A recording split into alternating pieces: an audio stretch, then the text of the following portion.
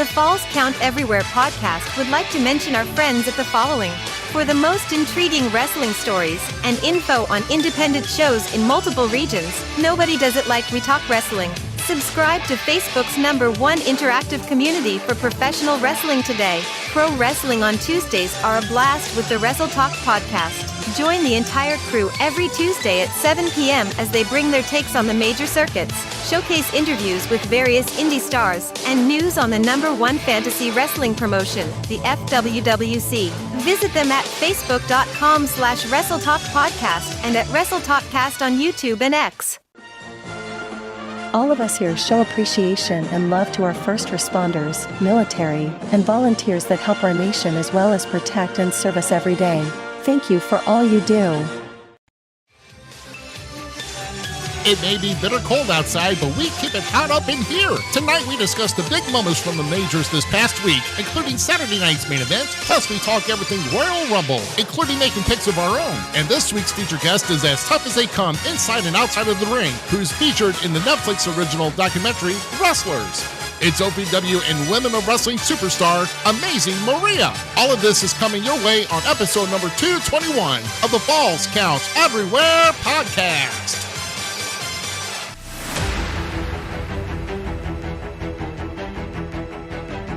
Welcome to the Falls Count Everywhere podcast. The show starts in 10, 9, 8, 7, 6, 5, 4, 3, 2, 1. Go!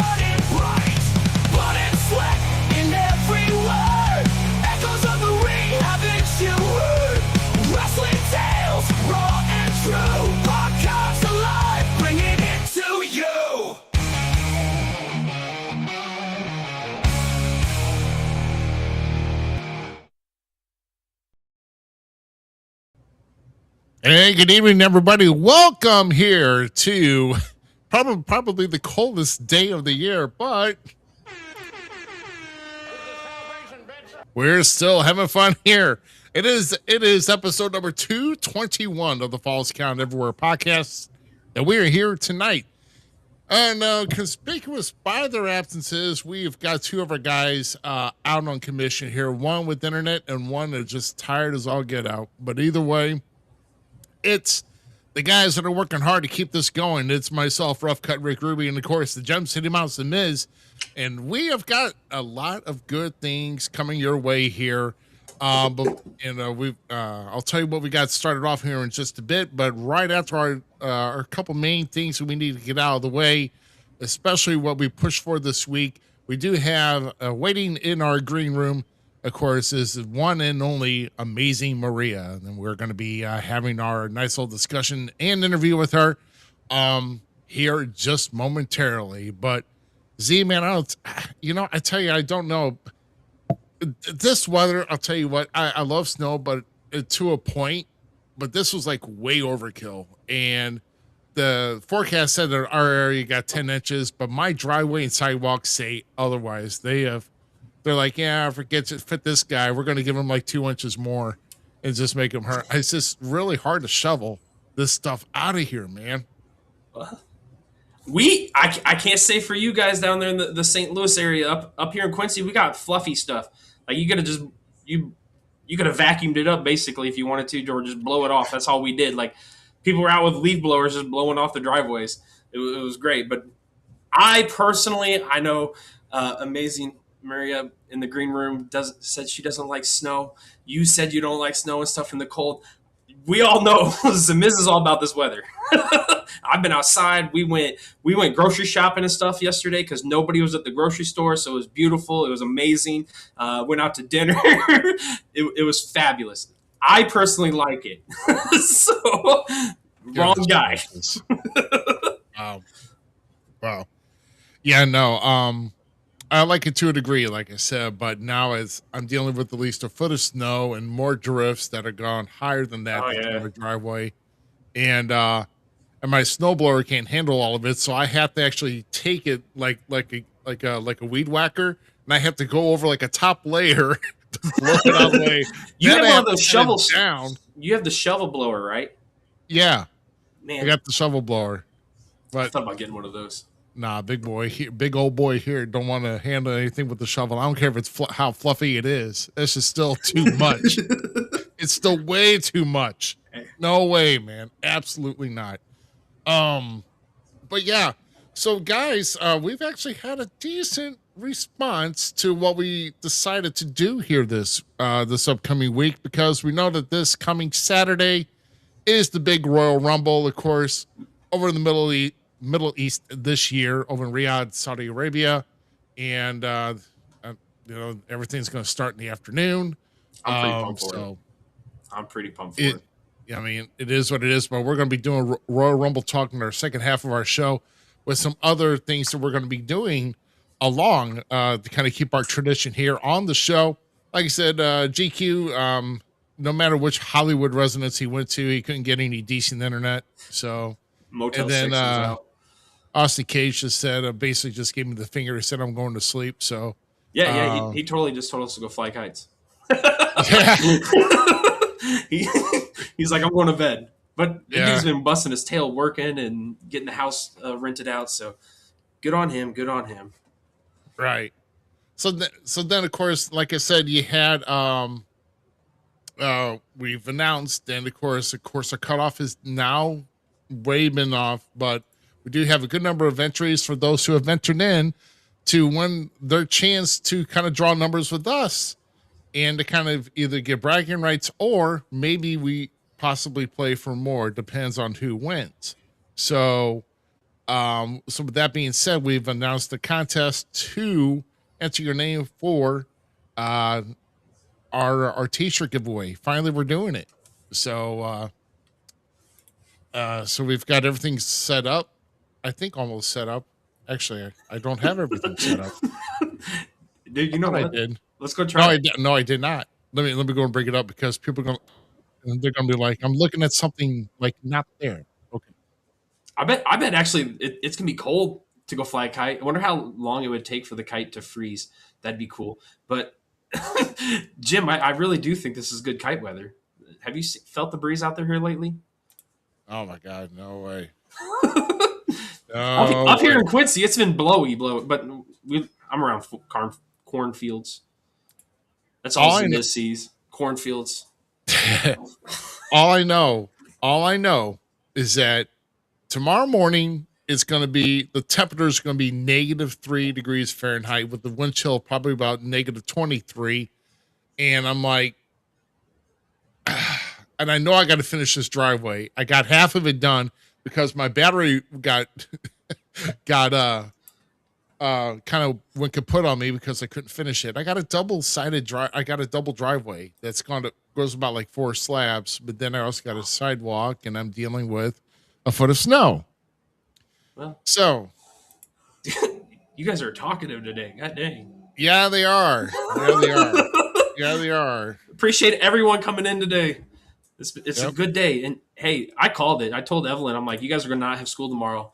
And she's like, are you not wanting us to go to school? I'm like, hey, dude, I'll hang up my kids another day. I don't care. Let's totally do it. So, yeah, my kids actually got a virtual learning day, so they'll have to check in and get their homework and do it. Nice. Yeah. So it doesn't count as a snow day because they're actually participating in learning education. That's sick. Yeah. I mean, heck, they should. I mean, let's learn it. Who's going to be in the Royal Rumble contest with us? That's right. So without further ado, let's bring that sucker on, huh? Yes, sir. Ooh, nice. The bells. GQ would be appreciative of that right now. The soundboard worked, GQ. All right. So this is going to be 2 draws. All right. And of course, this is going to be 4. Bro, He did say that. I can't talk about itches about anything on any show without somebody having to say something like that. I can't. I can't be a meteorologist because then I'll get freaking mail coming in or phone calls or. That's the best part about being in the wrestling business is when you go back and listen to promos sometimes and you're just like, he really said that. He said it that way. Oh yeah, it's anywhere. Questionable things. You got a video camera, a microphone, and the internet. You say something that's wrong, it's there forever. So yeah, what do you do? All right, so. That being said, we're going to be getting into our first spin. So, once again, Pro is on this? So, yeah. Yep. Yeah, so let's read off. So we've got we got Ismail from the Venomous Smoke podcast. We got Bill Jensen, Willie Hendricks, Bobby D, Guido, Teresa Jensen, Ryan Ware, Johnny B, and Johnny B. Yep. Ryan Girding, Alistair Crow, Tyler. Oh, not so cool. He's on there. I can't believe I'm reading upside down. Trinity Carter, Andy Carney, and Karen Lindell. Let's go. And Jim Hayes. So I'm rooting for Trinity. I'm rooting for Trinity. And Trisha. Yeah. We're going to give this thing 2 spins. The first spin, of course, this is for the men's rumble. So without further ado, let's give the sucker a spin right now and see where we go. It's going to go for some time here. So is it slowing down? I don't know. I think it's slowing down. Oh, it's slowing down on who? Johnny B! Because Johnny B of IEW in Class Action is the reason. That's why right there, Johnny B wins. Respect, Johnny B. All right.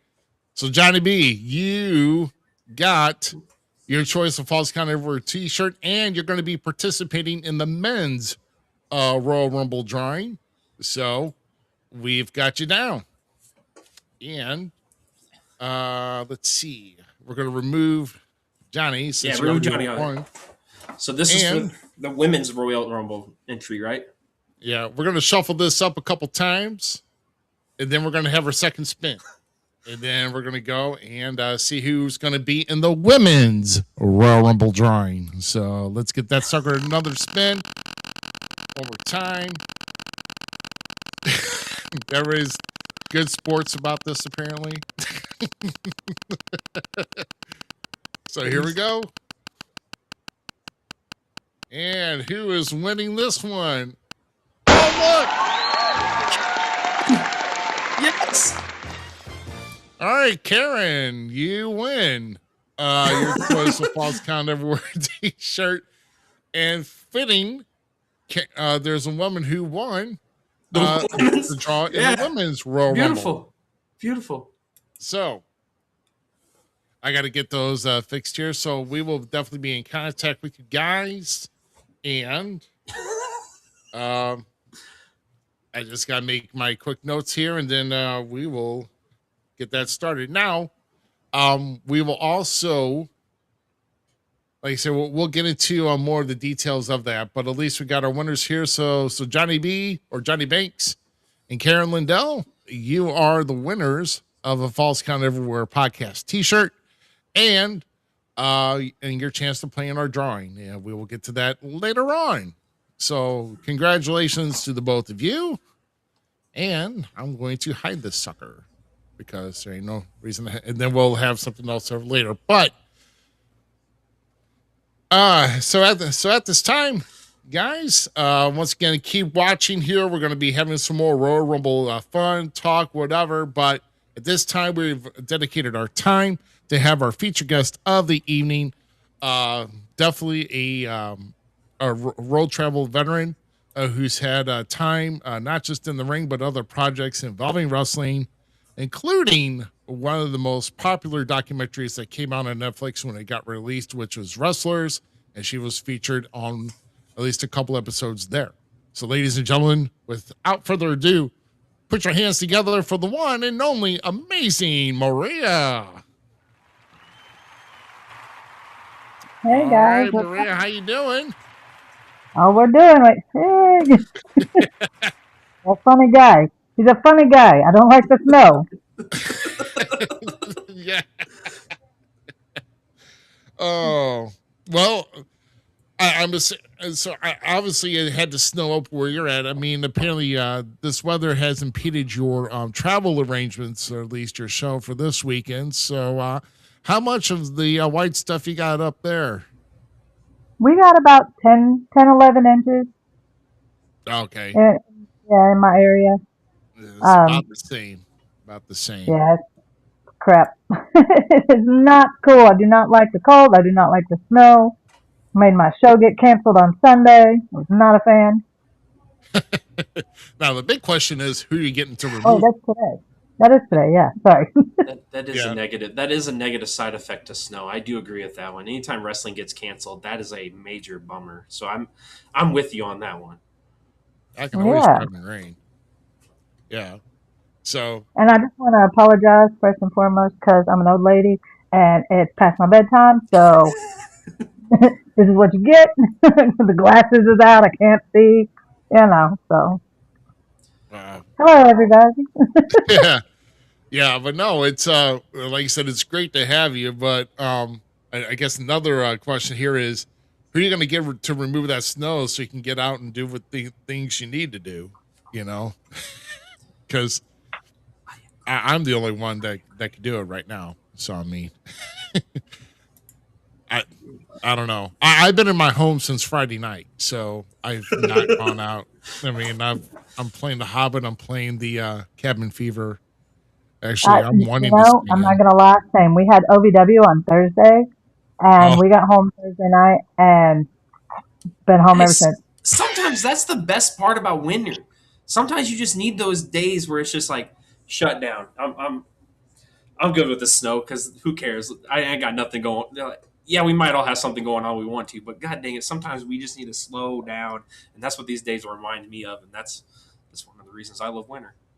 wow. I can't complain. I've spent 3 days at home on the couch with my husband watching football and just me and him. So you know what? I can't complain. There you go. I like Yeah. that. Yeah.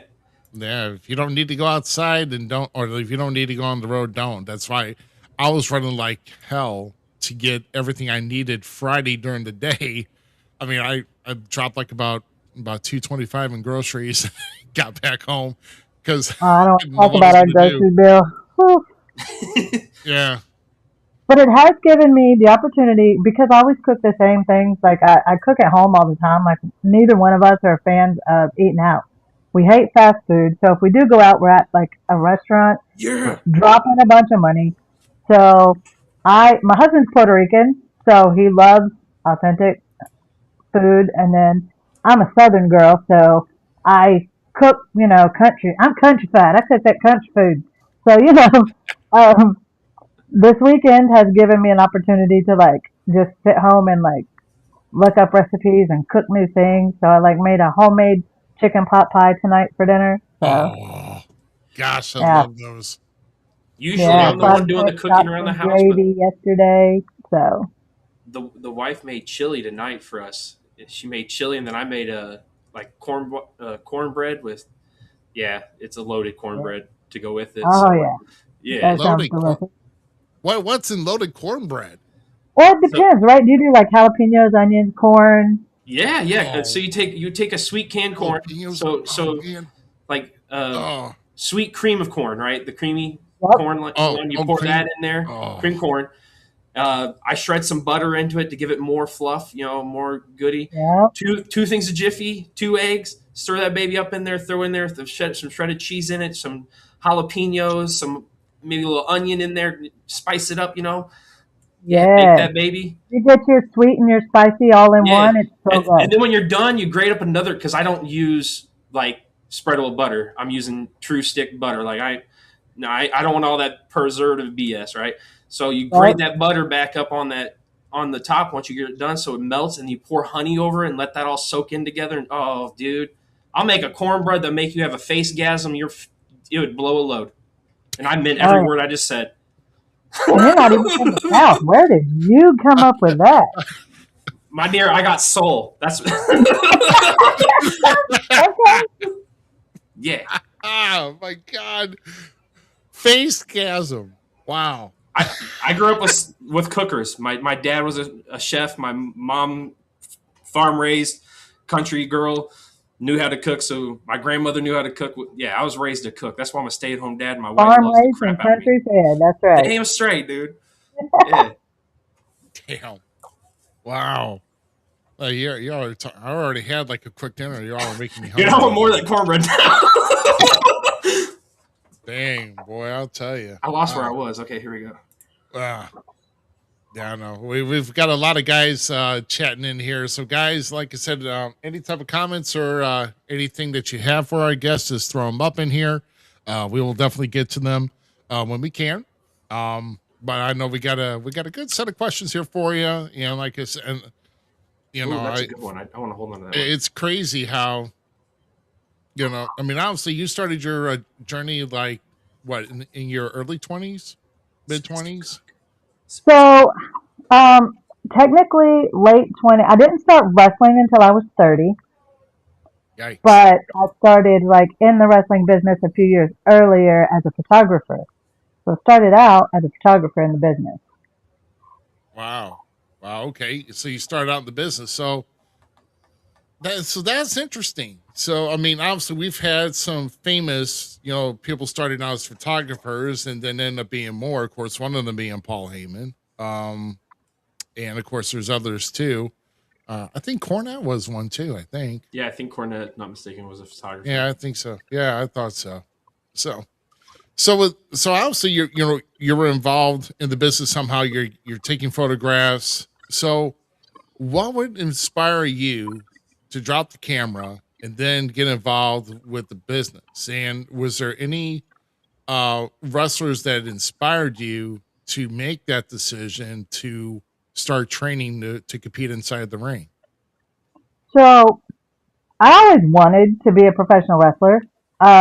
Like ever since I was a kid, like I loved it. I watched wrestling all the time with my grandma, and when I was a young mom and went to jail, had some troubles and stuff. But when I got out of jail, honestly, like even like growing up and stuff, I didn't know anything about the indies. I just thought that like NWA, like the territories back in the day, and then like WWE, TNA, NWA, things like that. That was it, right? Like Yeah. I didn't know if Smoky Mountain was considered an indie. You know what I mean? It was a territory. Like that's I thought that those things were it. And once I got out of trouble and my kids were a little older, um, this girl that I actually went to high school with, she was married to an independent promoter. And the county that I lived in, like I was the youth league photographer and I did sports photography and things like that. And she was like, "Hey, why don't you come and like be our photographer for us at our show?" And I'm like, "All right, cool." So I started doing that, and then like my kids loved wrestling, and my son, he never really, he was like a teenage boy, so I always wanted to go hang out with his friends and like, go fishing and whatever young boys do, when they all get together, whatever. But my daughter, Haley, she's like, "Well, I'll go with you. I want to go." And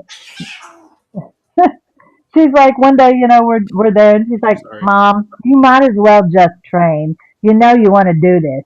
So I've got this like 8, 9-year-old little girl looking up at me with her little chubby cheeks and her doughy eyes going, "Mom, you really know you want to do this, so you should just train." So it was my kid that actually gave me the push to go from like photographer to actual wrestler and to get in the business to start training. Wow. That's kind of cool. Yeah, That is kind of cool. That is kind of cool. Yeah. See, I didn't know anything of wrestling either because I was glued when I first saw when I was 8 years old. I was glued, and then I actually saw my first local show around here in the St. Louis area, like when I was like just over 10 years old. I mean, these guys were just, and I was like right in the front row, and these guys are really, really hightailing, just laying it in. I mean, this is old school, man. I mean, I'll show my age here. I mean, this is 85. So, I mean, this I'm is, like, you you're know, St. Louis, so Harley Race, Cowboy Bob Orton ma'am. Jr. Yes, Yeah. ma'am. That's right. Yeah. And like I said, then one thing in my resume here is, like I said, my first singles match where I really tanked on the TV taping was working Bob Orton. So, I mean, and nothing like partially sandbagging a Hall of Famer on the pile driver. So, that's really, I mean, I was scared to my wits. Well, so when I was young in the business, when I was first getting started, I actually tagged with Cowboy Bob Orton Jr. for a period of time down in Tennessee. We did mixed tag matches down in Tennessee. That's pretty baller. Yeah, we had a mixed tag match against back when Sarah was Crazy Mary Dobson and Man Pondo. That's one that I will not forget. That was a mixed tag match down in Tennessee. We used to work together at Tennessee Valley Fair all the time, battle royals and things like that. Like the men and the women were always together. So it was a good time always working with Bob. One of my personal favorites. Yeah, I mean, like I said, he still does work around here. Kind of helping out with other local talent up here in the St. Louis area. I mean, he's in close with SICW or Central Southern Illinois Championship Wrestling, and of course he'll they're gonna like I said, we're gonna be at their big fan fest in May, and again this year. So. A lot of names coming in for that.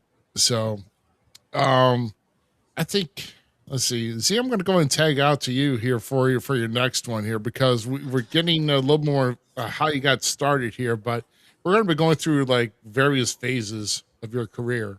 So we're going to tackle something right off the bat with this one. So during your cruising of the wrestling industry and stuff, one of the matches types that I honestly was never a fan of, but I have recently become more okay with it to a degree, and that's death matches with AEW doing them and stuff. I see the beauty in them now. I truly do. Like I get where people are going with it and the idea. But do you feel that those type of matches, since you have partaked them in some brutal badass ones that you've done actually, so hats off, my lady.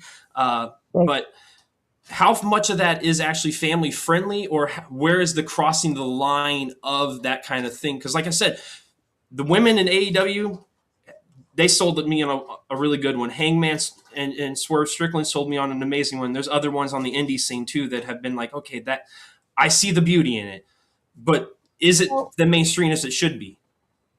So here's the thing. Like, I've always heard people say that deathmatch wrestlers are deathmatch wrestlers because they're not real wrestlers. Mm-hmm. And, they can't really wrestle. And like Al says that all the time. And I don't believe that because I feel like you can actually tell a really good story within a deathmatch.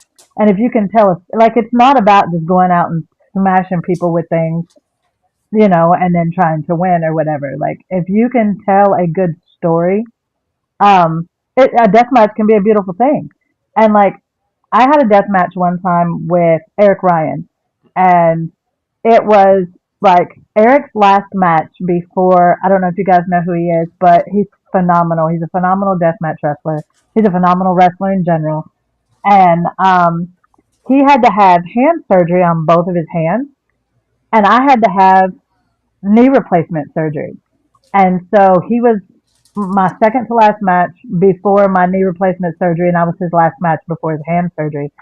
And like, we had this, like, I was like, I'm so sorry that if you felt like, the match wasn't good. He was like, hey, I'm sorry. Like, I couldn't give you my all because, my hands didn't work properly. And I told my husband, I was like, man, I don't want to watch that back because it just felt like it wasn't a good match. And he told me, he was like, Let's watch it. Like, it can't be that bad. And if you go back and watch the match, there was a beautiful story told within the match. And like watching it back, it's one of my most favorite matches that I've had, death match wise, to date. Like, I was just like, wow, that was actually a really good match. We told a really good story. And I feel like that's what deathmatch is. Like, if you can tell a good story, then it can just be a beautiful thing. Oh, I agree 100% because that's actually one of the matches I've seen of yours in doing some more research before you coming on here. And then, like I've watched you and seen you in WoW and all that kind of stuff because I dabble over there and watching the ladies because I'm a big fan of female wrestling. So I've seen your work over there a little bit, but that's one of the matches I've seen you in is that hardcore match. And it did tell a story. It told a really good story into it. I don't know much about what the story went into them, like to get up to the match, but it was consistent. And that's what's beautiful because that's one of the things I felt about Swerve Strickland and them when they did theirs on main stage. And I'm like, man, I don't know if my kids should be watching this, but at the same time, like there's beauty to this. There's something poetic, and they told that story. I feel like when it comes to the kids, it's like, I mean, as a parent, you know your children. And like, I know my children. I know like what my children enjoy. I know like what kind of movies they like. It's like an action movie. And if your kids really enjoy action movies, then it's possible that they'll like deathmatch wrestling. But if your child is squeamish of like scary movies or blood at all or big noises make them nervous or anxious, then like you wouldn't want your child to watch it. So I feel like it's subjectual to you have to know your children and then like let them make their own choices. So if you can introduce it to them like on TV or whatever, and if they're like, oh, this is cool, then you take them to a live show. Like it can be. It's just like any wrestling. Wrestling's for any fan that wants to watch it, depending on what they're into. Some people might only like women's wrestling. A lot of people hate intergender wrestling. It's just what what your preferences are. So Give I feel me the more same Chelsea Green and Ethan Page any day of the week. And Oh my God. There's Yeah. there's other female male duos on the indies right now doing stuff that I wish would be able to get more spotlight on that because there is some greatness that could be had in some of those intergender tag team stuff. Yes, absolutely. Yeah. And Chelsea Green and Ethan Page. Right? Chelsea Green Penta match from Lucha Underground. Amazing. Yes, that's another one. Yeah, 100%. Absolutely. Yes. I would love for them to pay an homage to that between Penta and Chelsea. Be like, do something goofy to give us a whole like a. We remember it. Yeah. Sorry, Ruby, not to cut you off, buddy. No, you're good. I mean, we're big Ethan Page fans here, at least with us here at the show. So the guy's tremendous, and I think he's gonna have a breakout year in NXT. So I mean, that's just me. I mean, them Canadian wrestlers, right? Can I say something? Yeah. What about Canadian wrestlers? They're all great. That's it. That's all okay. I'm saying. Even Brett? No. We tease about Brett too. I mean, he's great my and favorite better, part. but- So. I joke. No, but see, the thing I wanted to kind of on the death match though is something that I just have a concern with, and which I understand. I mean, sometimes barbed wire, cool. The things like and I've been a witness to this as well is when people go out in the crowd and they are swinging like multiple like taped up Tubes. Light tubes. And they're busting like 8 light tubes over somebody's head, and they're out in the crowd doing it, and the glass goes everywhere into the crowd. I don't like that. I feel like that's just the word I'm looking for, unprofessional to do that in the crowd around the fans. Light tubes are unpredictable anyway, so like you need to keep them contained as much as possible, just for that simple fact of not taking the risk and being a liability and hurting the promotion by actually hurting the fans. I hate light tubes in general. I've done them 1,000 times, but I don't like them. Oh my God, yeah, I don't know. That just Between those you. and tax, I just don't know, bro. I don't know how you be able to get that Sometimes out of But you. yeah. I mean, I I don't don't know how know, you get that out of your skin. And then another thing is like nail beds. They're doing nail beds now. I thought like taped up glass corners was bad enough, but now they're actually landing on nail beds. And it's like they're coming up with nail beds stuck in their hands, arms, back. I'm like who the hell's? I'm like, is this worth like a week's pay for this? I mean, seriously. Oh my gosh. I mean, I don't know if they're just pinhead fans or what. I don't get it.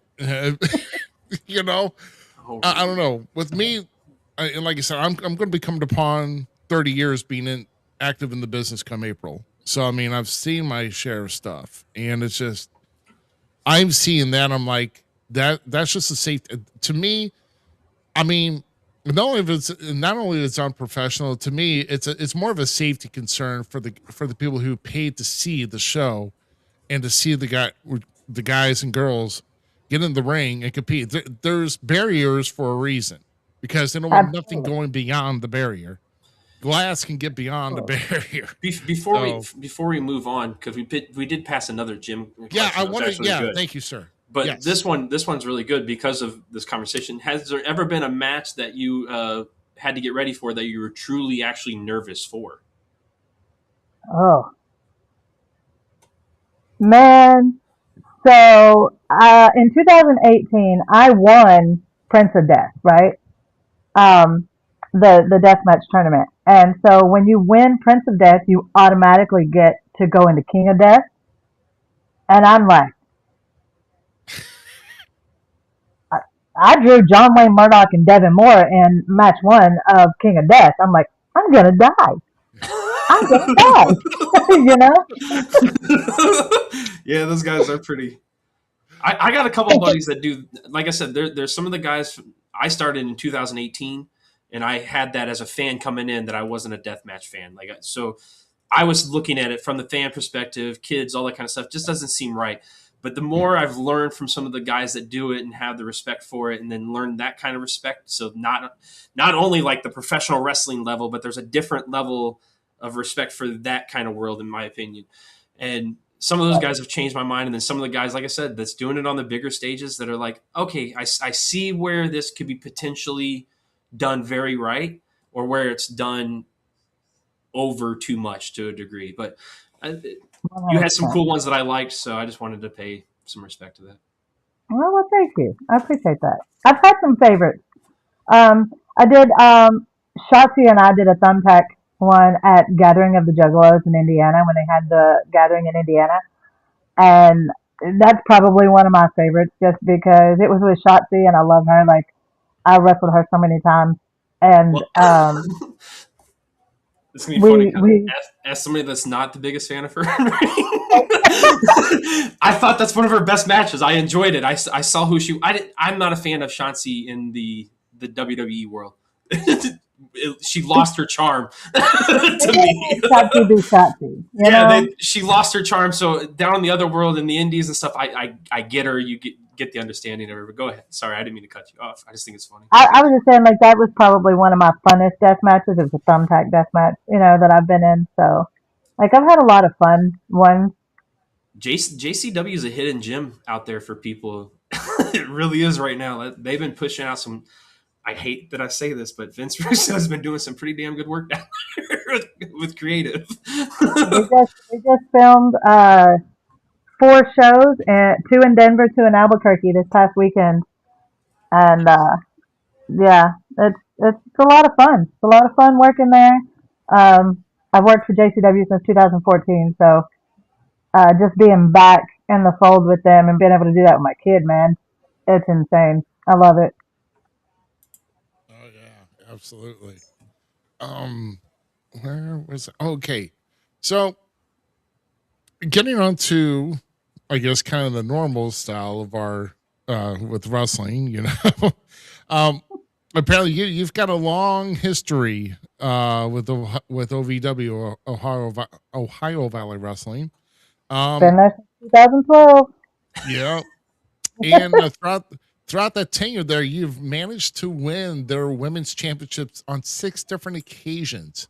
And one question I have with this is, throughout those reigns you had, which female wrestler was best to work with and give you the best feud over that particular title? Man, Jessie Bell, my Yes. my Yes. sister, man. I'm telling you, I beat her for the title in an Applebee's bathroom. Oh! Just we at one point, Danny thought it would be fun to put the women's title under 24/7 rules, Oh, and yeah, she beat me um, once in a bar parking lot. She threw me in the trunk of a car, and I beat her in an Applebee's bathroom, and that was probably the funnest feud that I've had at OVW. Feud, my tag partner, my sister in crime, like it'd be Jesse. oh man, that's man getting getting. Now who got? I don't know. I mean, obviously someone had to follow somebody in the bathroom to start beating on somebody. That's something. Obviously, there's footage out there somewhere. I got to go look for that. That's crazy. Found somebody. Yeah, I think it's on some old OVW TV somewhere because we had to film it, of course, in the Applebee's, but then they played it on TV. That's So funny. I don't know what episode it was, but yeah, she, like I think I said, she remember beat that. me in a bar parking lot, threw me in a trunk, and I beat her in an Applebee's bathroom. I mean, it's no bit. I would have watched the crap out of that too, because I'm all for the 24/7 title coming back in WWE, and I like growing up as a kid watching Crash Holly win it in a ball pit of a Burger King or something like that was hilarious to me. Oh So yeah, like some of the stuff they did, and I would have ate that up. And like now thinking about it, I would love to see a company bring something like that back for the women, at least, like because there's some gold there. maybe I should talk to Al and see if we can, Do that. yeah, bring it back, or talk to Violent J and see if we could do it at JCW. Oh I, shoot! I love the 24/7 title. I thought it was one of the best things. Thought it was funny. I think other companies that do it, and I want to say there was like an indie promotion over in UK that had one for a while, and there was some funny stuff they were doing over there, like because the British humor, like oh dude, it Oh was yeah, hilarious. Oh, it was so good. I'm a huge fan of comedy wrestling, so if you can add like the seriousness and then give me a little bit of comedy on top of it, like it's like a match made in heaven of professional wrestling for me. man, I used to not be when I first got into wrestling. I was like, I'm not a comedy. I'm not a comedic wrestler. I'm a badass. I'm a badass. But now, good comedy. Like I love Orange Cassidy. I love his stick. Um, I'm a big fan of like the cosplay shows that they do now. Like I don't know. Yes. we, Yes. we just watched Jeffrey win the other day. Right? Oh yeah. Jeffrey the draft from Toys R Us. Winning one of the battle royales. Yeah. Yeah. I told GQ and Ruby off screen one time. I said back in the day there was a company, I don't remember what the company was called, but they had kaiju battling, and it was like wrestlers dressed up as Godzilla, Mothra, all that kind of stuff, and then they would go have matches. Dude, I thought that was some of the best stuff in the world. Like that was the dumbest, most nonsense, like, but it was this amazing art form within another world of what I like. It was so much fun. Yeah. Yeah, I know you guys know who Billy Starks is. Well, her dad, Mouse, used to run once a year a show. He would run a show once a year around Halloween, and it was called Fright Night. And Wilson, the volleyball, was always on Fright Night and was always in a match. Wilson won a match on Fright Night. He won the Battle Royal on Fright Night. It was fantastic. I would love to see you up in Evil Uno's Mystery of Wrestling Oh my and god. stuff with them because they Sign they me up. they gag me, bro. It reminds me of Chikara Pro Days too, and that's what I like about it because And Chikara had Chikara that had fun. all of the Yeah, all Chikara of had that the fun, and the whole premise of Chikara Pro, if people don't realize this, was based on a comic book. yeah. That's the whole premise of the thing, and that's beautiful. That's an art form of wrestling that got lost in the shuffle and needs to come back. So, okay, Right. my bad. He's like, rant over. I've been watching it too, man.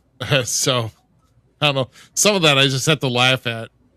It's dumb. Like it's what it's meant to be. It's supposed to be that humorous, just goofiness, and it's dude. If you don't like Psycho Mike, I don't know what's wrong with you people.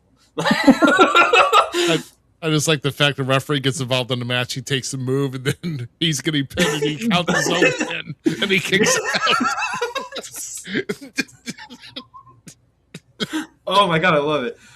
Okay, so getting back to some seriousness, I was doing some research, and on IMDb it says you were a non-credited person within the Queen of the Ring movie that recently came out.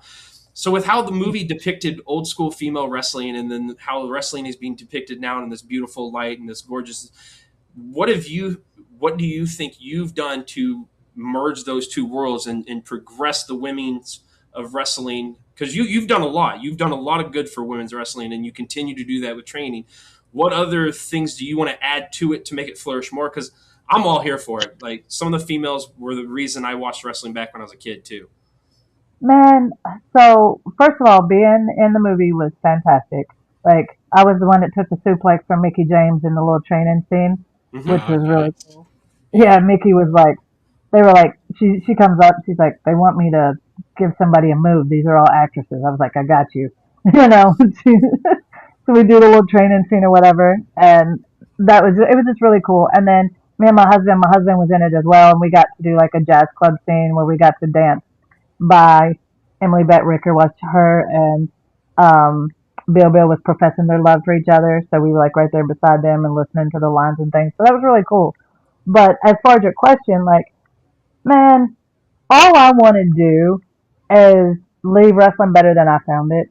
You know, like, that's a pop thing that I learned from Tracy over and over again, like being under Tracy's wing.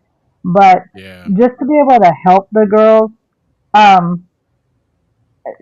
Haley used to get upset with me. She would say I was Captain Save-A-Hole, and I like always wanted to help everybody. But I mean, she understands now like how much I really care about the business, and how much like I know I can't do this forever. I'm getting older. Like, there's gonna be a time to where like I can't wrestle anymore, and all I want to do is to be able to open those doors for all these younger girls that want to get in wrestling and don't know how, or don't, you know, like, it's really hard for girls, like, to find decent places to train or decent trainers that can train them without other expectations or putting, you know, like, negative connotations on being a female in the business, things like that. So, like, all I want to do is just help the girls progress. So any way I can do that, I do. I tell the girls, like, they can send me their stuff, and I'll watch it and critique it for them. Like, it's different flavors of ice cream. They don't have to like what I have to say, but I'll never bullshit them. Like, I'm never gonna lie to them. And if I tell them something, like, anything that I break down, I will go back behind and build them back up and tell them, you know, ways to make it work, or, you know, what they can do to help progress or whatever. So, like, that's all I want to do. Just help the girls. It warms my heart, because my girls are growing up and they love wrestling and they love watching it, and they love the women and the men. So it's really cool now, like, giving to share my love of professional wrestling with my kids, and all my kids are getting into it and stuff. And like I said, my girls are really big into it. To know that there's going to be women like you, or even Haley or whoever else, to tutor them if they need it, it makes me warm, because I guarantee you one of my kids, or I don't know which one yet, but I have 4. One of them are going to try to follow after me. One of the 4. I know it's going to happen. I mean, my son's already doing sound with our guy, with our promoter. So, yeah, he's already learning that field at 15. Hey, see? I think Billy started at 13, and I was her very first match. And she, like, I feel like it was a good thing for her, because she turned her ankle in the match, right? And she didn't want to finish. And she was like, I can't. And I just bent down and I grabbed her, and I'm just like, yes, you can. Get your little butt up. You're going to finish this match. And, like, you know, she finished it, and she was on cloud 9 once the match was over. You know, she did such a good job. So proud of her. And then like Big Al was 14 when she started, and I wrestled her. Al's 21 now. I've wrestled her from the time she was 14 until now. I'm still wrestling her little butt. So like it's just Haley was 19 when she started, and she's probably my most favorite opponent is to beat up on my kid or let my kid beat up on me. It's so funny because when we go out there, I just look at her and she's like, "You're gonna call this, right? You got me? I'll see you out there. All right, bye."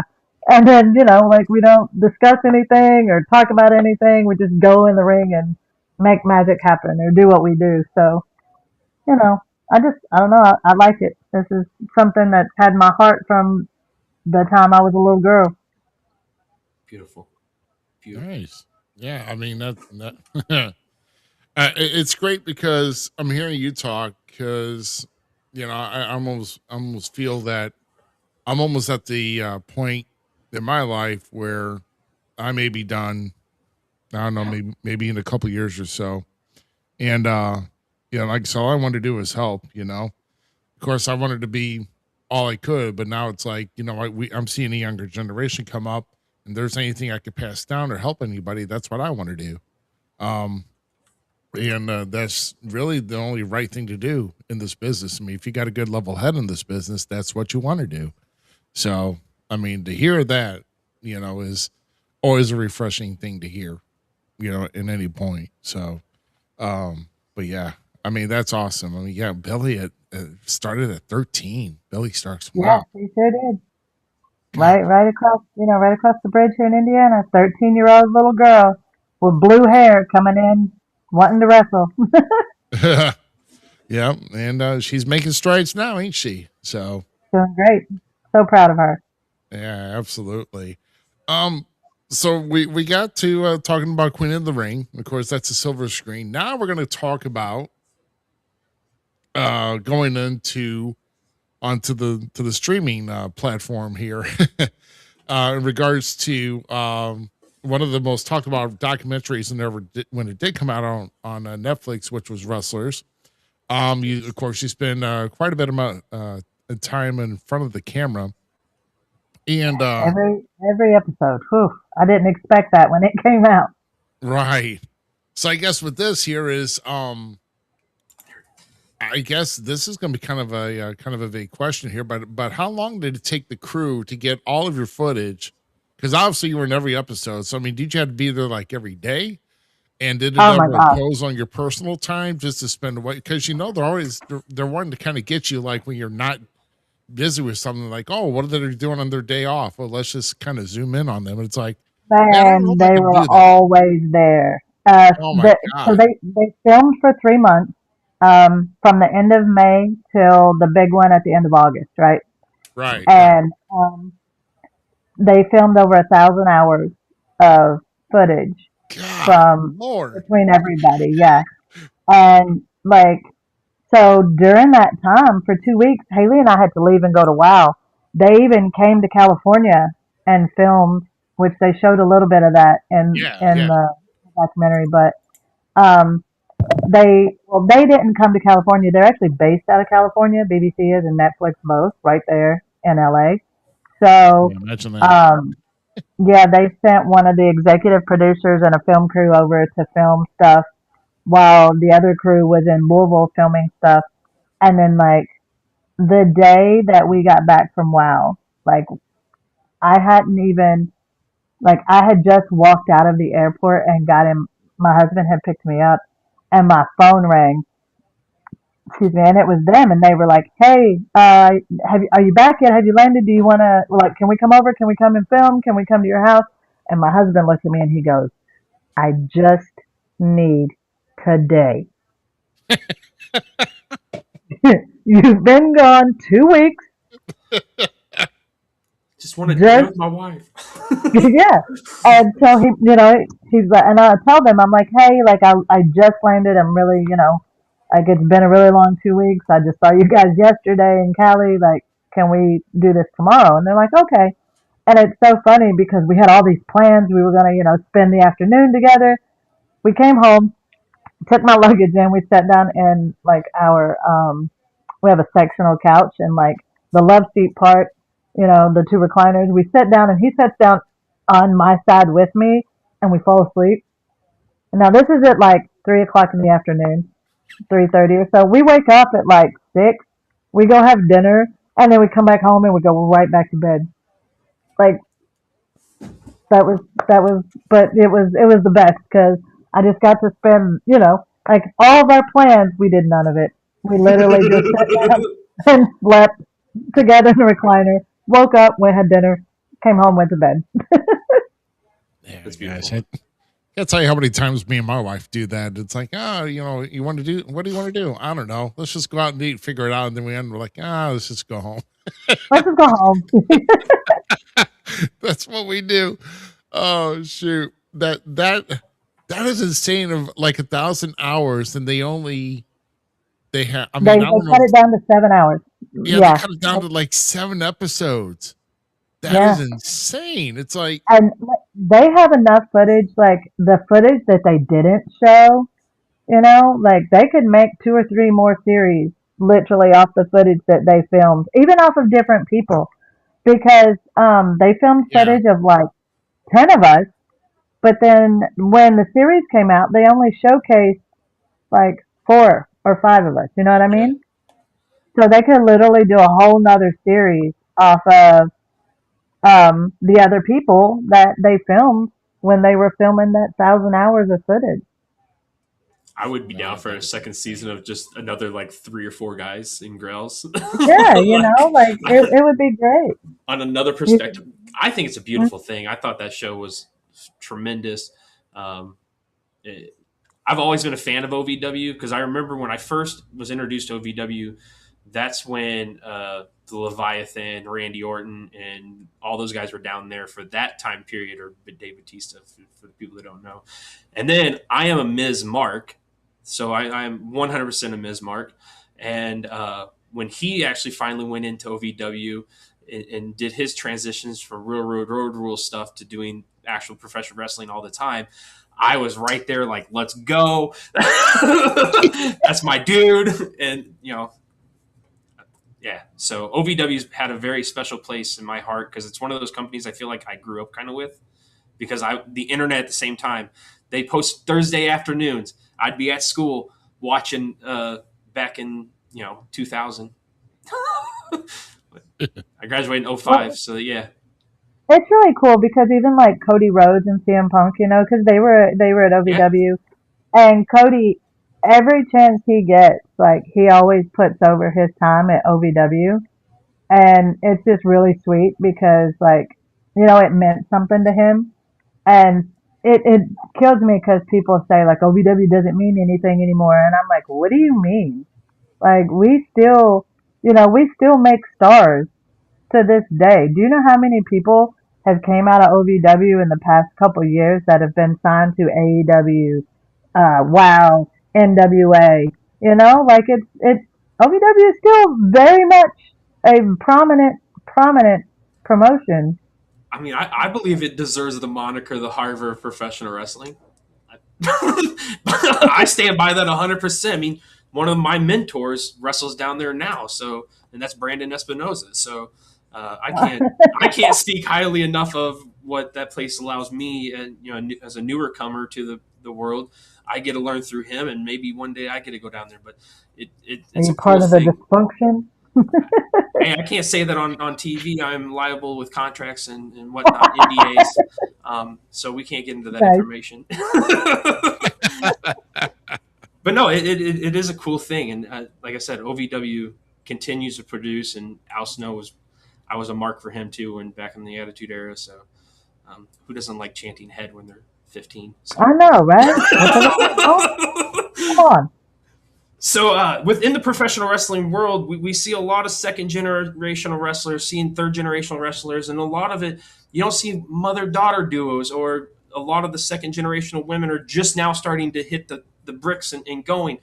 Give us a little insight on like when Haley finally did want to become a professional wrestler. Were you 100% like, okay, I do it, you push me for it, so now do I push you for it kind of thing? Or how did your mom brain work that out and professional wrestling brain? So, as a mom, you always want your kid to be okay and to be safe, right?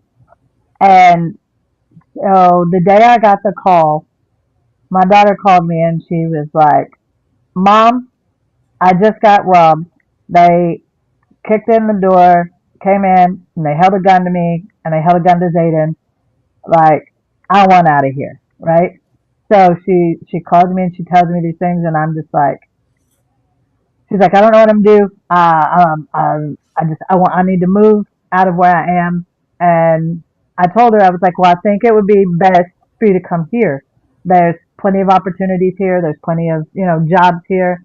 Your pops is here training in schools. Like, and then I'm like, she's like, well, I'm thinking about wrestling. And I'm like, well, if that, like, I already knew in my mind, my child has been a superstar since the day she was born. She has had character, charisma, the whole nine. Like, when she played sports all through school, and she was always called Hollywood in school, like, that was her nickname because she was flashy and, she was always into some stuff, like on the ball court and on the football field and volleyball, basketball, football, softball. She did all of it. And she always showed out. So they, like, her coaches called her Hollywood. And I was just like, I love this business with my whole heart. And as a mom, like, I always want my child to be safe. So I felt like having her closer to me and then, knowing that, like, I went directly, the apartments I lived in at the time, I went over and talked to them and I was like, hey, is there anything available? Like, it's an emergency situation. My daughter was robbed at gunpoint in the town that she lives in. So I would like to know, is there anything available? And they literally had an apartment ready for my daughter in 3 days. And, we went, packed her up, moved her up here. And then she started training with her pops and has been off and running ever since. And like I said, as a mom, like, I'm proud because that's what I do. It's what I love. And it makes my heart whole that she loves it too. But then again, like, I know, she's strong minded and everything. So with her training with her pops, which Reverend Ronnie Roberts trained Haley, and like, so he and I were together. She calls him her pops because he and I were together for like 8 years, from the time she was like 8 years old until she was 16 years old. Like, that was her dad. Like, he raised her, So like, when he and I split up, I was never the mom that was like, hey, you can't talk to him anymore. Like, he's not a bad guy. He was not, like, we just didn't match in a relationship. But he was a great dad. Still wasn't going to take him away from them, right? So he's training at a school up here. And when she started talking about wanting to train and wanting to wrestle and stuff, he was like, well, if she's going to do this, nobody's going to train her but me. And I'm like, I wholeheartedly am okay with that because I know A, she's going to learn properly. B, she's going to respect the business because she's learning it from somebody that she cares about. So, like, it was just all of that tied together. It's a proud moment for me. It's proud, like, I'm a proud mom.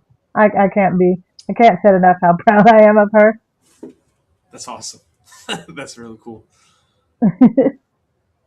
Yeah, That's not, it's so funny you say that about the second generations and things like that. Like, there's always, like, daughters and their dads or boys and dads and stuff.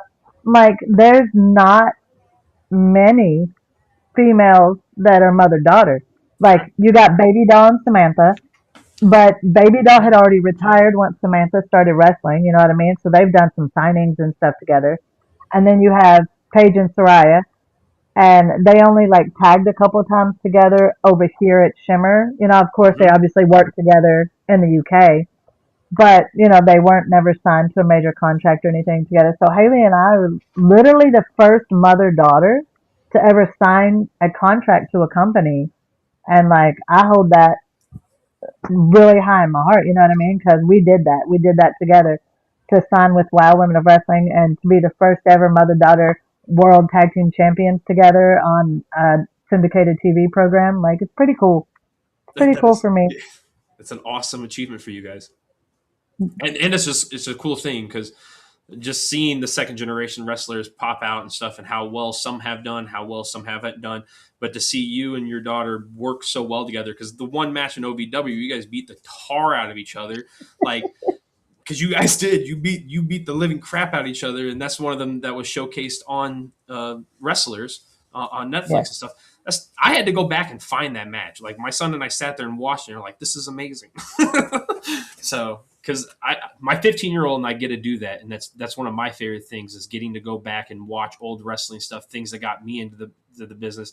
Like one of the matches I hold dear that I finally showed him was Eddie versus JBL, and the bull rope match. Like that's one of my all-time favorite matches. Like hands down, seals the deal for me every time.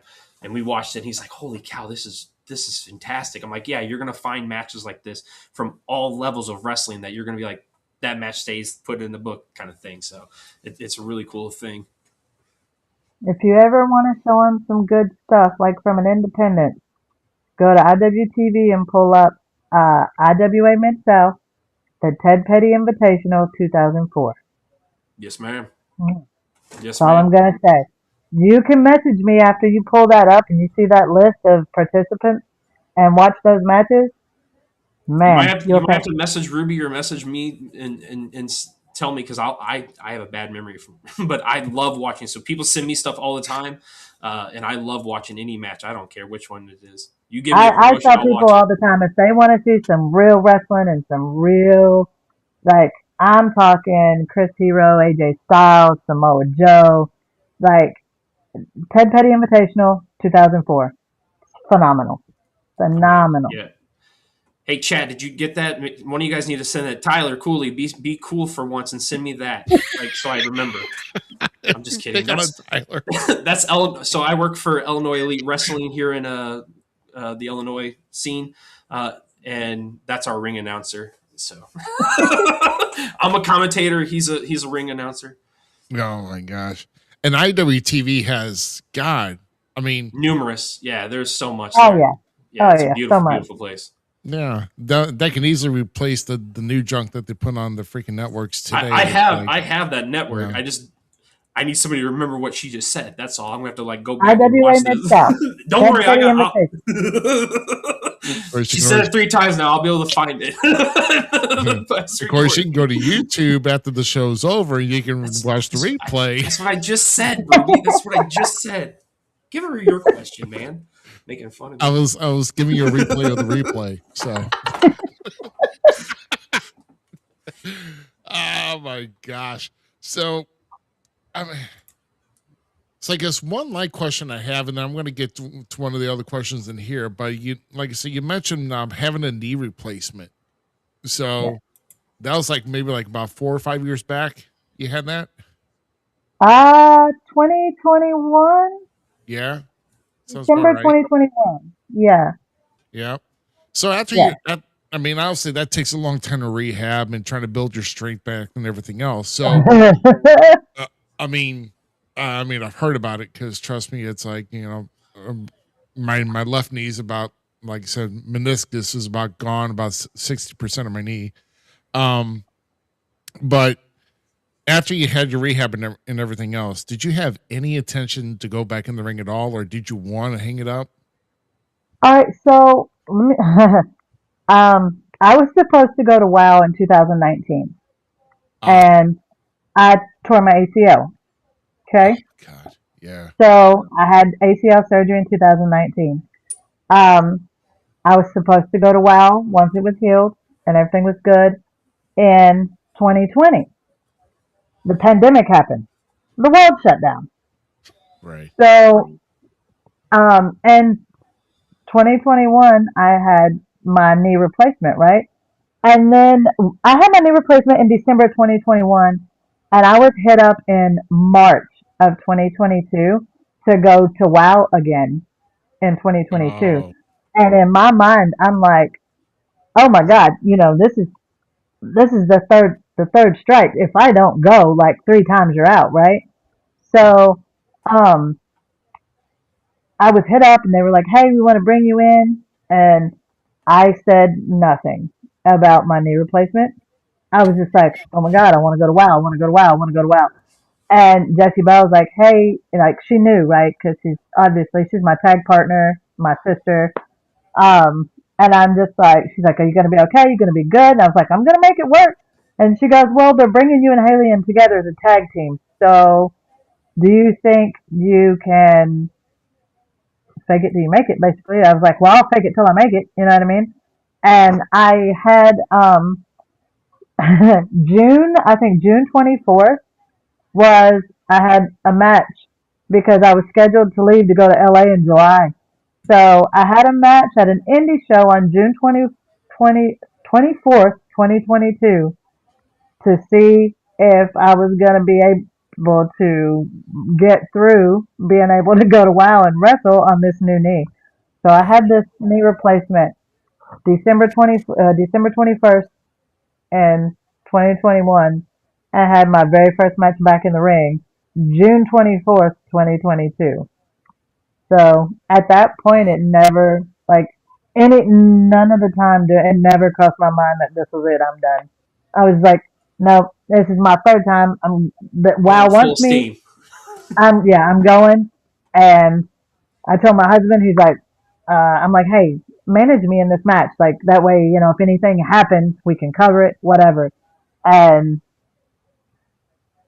now, to the moon. Well, that's awesome. I guess obviously if you get an opportunity like that to come back again, it's like, because if you say no, it's probably, you never know what happened, I couldn't pass it up. Like I said, it was like the third time, you know what I mean? Like 2019, Jessie was like, hey, Selena and I've mentioned you, then when you come to WoW, and bam, tear my right ACL. Oh my God. I'd already had 2 ACL tears in my left knee, okay? So I've had 2 ACL surgeries in my left knee, and then I tore my right ACL. So I'm like, well, I just tore my ACL. I'm not going. And then it healed, and I'm wrestling, and Haley's starting to wrestle in 2020. And, we're just going. And then the pandemic hits. And, of course, we're still wrestling like in Indiana.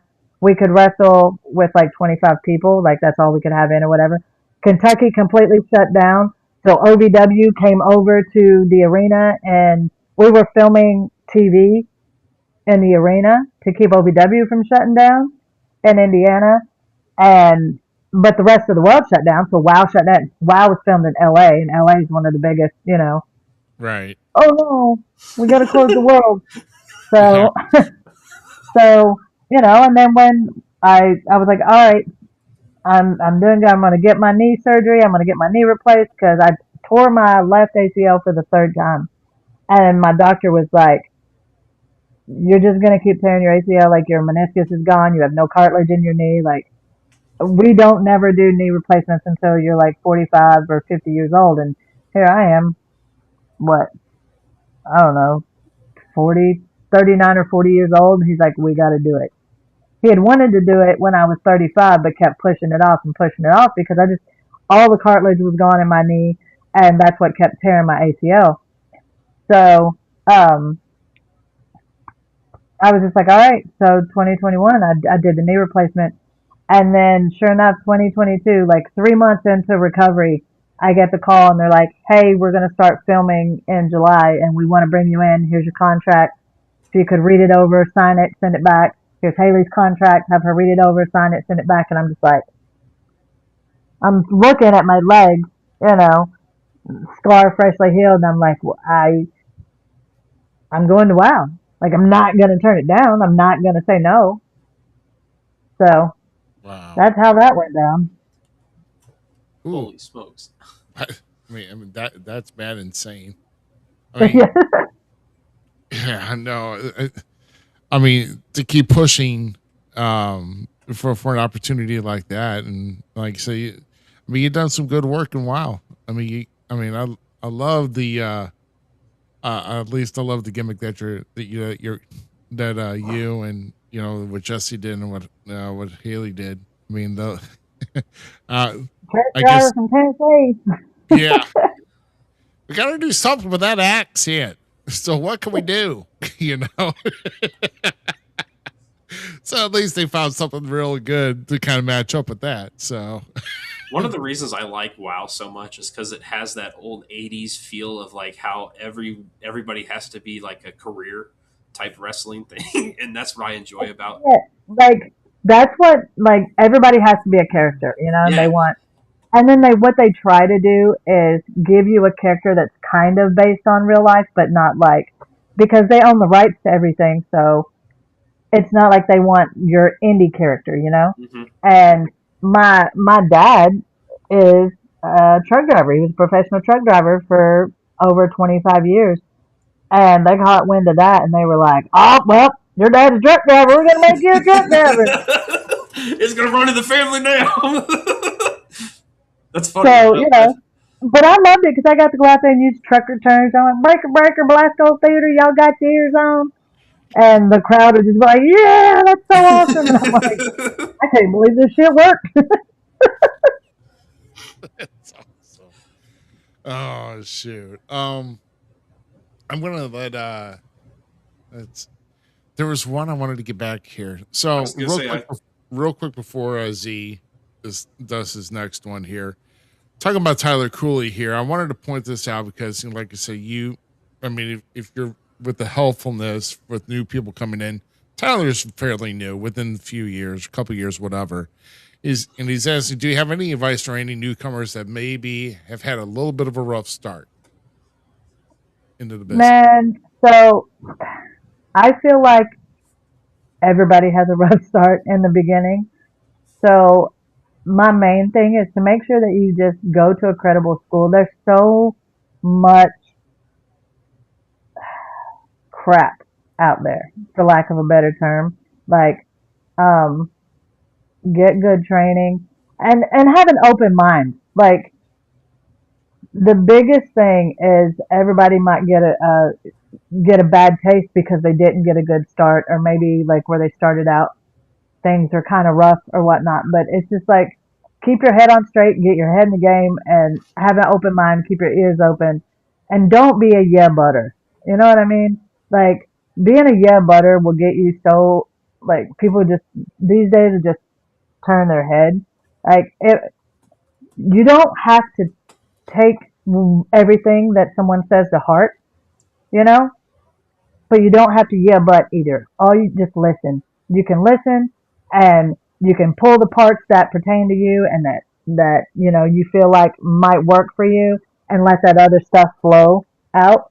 The biggest thing with a lot of the younger guys coming in is like they'll be training or something and they might mess up and the trainer will be like, okay, well you did this, this and this. Why did you do this? And they'll give the response.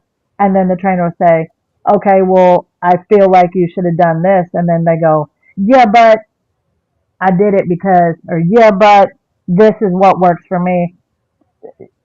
When you're one of those kids that are always yeah butting, you're not really soaking in the knowledge and letting the things register. You've already got your mind made up that it should have been the way you wanted it to, so you're gonna but I wanted to do it this way because. So I mean, honestly, that's one of the biggest things I feel like the young kids forget these days or don't take to heart is just don't be a yeah but. Yeah. I mean, my kids get butter, but that's just for things in general here and around the house. But but I absolutely agree. Like the only thing I really advise people is open your ears and close your mouth. Open your eyes and ears, close your mouth. Yes. Because if you're not willing to learn, and if you are hesitant in any way, shape, or form, they're not going to let you out. I mean, anybody that's got any credible school is not going to let you go out there and let you even graduate. I mean, if you go to Billy Bob's backyard clinic or whatever, maybe he might, dude. But yeah, but they're a great school. Yeah, but it's a great school. They let me do moonsaults on day 2. Yeah. Yeah. Yeah, but the trampoline. Billy said I was really good. Oh my God, I'm dogging again. Gotta stop. I gave you 2 ears and 1 mouth for a reason. Listen more, shut up, That's what my dad always told me. So, Yeah. So, but I was yeah. a yeah butter because I want to know how it works. Yeah, that's. I had a bad joke. I wasn't gonna say, like, if I get a baked potato, I'm like, yeah, butter. That's what I want. That's so stupid. It worked. I love that. Yeah, there's your dad That's a joke. dad joke. So you still been doing work with OVW and hanging out down there and helping train and all that kind of good stuff. Is there anybody in the last, let's say, 5 years, 6 years that have come through there that you're like, holy shit, this one might be the next star? Like, do you have a list of those people or? Man, absolutely. Like, obviously, I mean, she tore her ACL just recently, but she's been killing it on AEW. Layla Gray is amazing. She's phenomenal. Like, she's got such a good heart, and she puts in the work and goes out there and busts her ass. Um, Haley, of course, is you can't beat her on a microphone. She is charismatic, and she has so much character and charisma. And then, like right now, we've got J Rod, the ultimate athlete. She just went and done American Gladiators, and she's back, and she looks like a real life action figure. And she's so headstrong, and she wants this so bad. Um, I feel like she's gonna tear the world apart once she figures it all out. We've got Shalante Royale just came back, and she's an opera singer, and she incorporates singing opera into her wrestling performances. She does amazing. Um, and then we have a great group of young girls like Jamie Hartman, who just came out of training. She's managing the Sin City Outlaws, and she's Not had her. two two, maybe three matches now. She was in the Rumble as well. Um, man, she's cute as a button and loves the business. And I feel like, she's going to be a star. We have Noelle, who has a very eccentric gimmick. She's a marionette doll. She does a great job. We have Larkin there, who Yep. another fantastic promo once she figures all this out. Like, Yeah, she's one of my I, hidden gems there in OVW's Larkin. Larkin? Yeah, I love J Oh, Rock too. absolutely. When she Yes. came back in the gladiator gear and stuff just recently to do that, what was the last pay per view that OVW just had? I forgot what it was now. What did we just? Oh, the Nightmare Rumble. Yes, she looked like I'm like, hey, yeah. So you can Yeah, thank Brandon for me watching. like I said, she looks like a real life action figure. I just wrestled her on Sunday for JCW. I got her in at JCW, and we had a match. So I can't wait for that to drop because she done so well. Very proud of that one too. That's awesome. That's awesome. Yeah, see, Tyler knows what's up. Miss Larkin is the shit, dude. I like her. She's Yeah, she's one of my she's favorites in fantastic on promo, and she makes me laugh because she's like, "Mama, how am I doing?" I'm like, "You're doing great, but now that you're on TV every week, what have you stopped doing on your social medias that got you on TV?" And she's like, "I don't know what." And I'm like, "Promos." She used to make promos all the time, and now that she got on TV, she kind of, just does her promos at OVW and then kind of slacks off of like doing her own promos, getting her own stuff over. And we had a conversation last week, and I told her, I'm like, get back to Wait, doing, pointing this way. That's get what. back to doing promos. Okay. So SB yells. Well, not SB, but like we yell at IEW about that all the time. Listen to what this woman's saying, because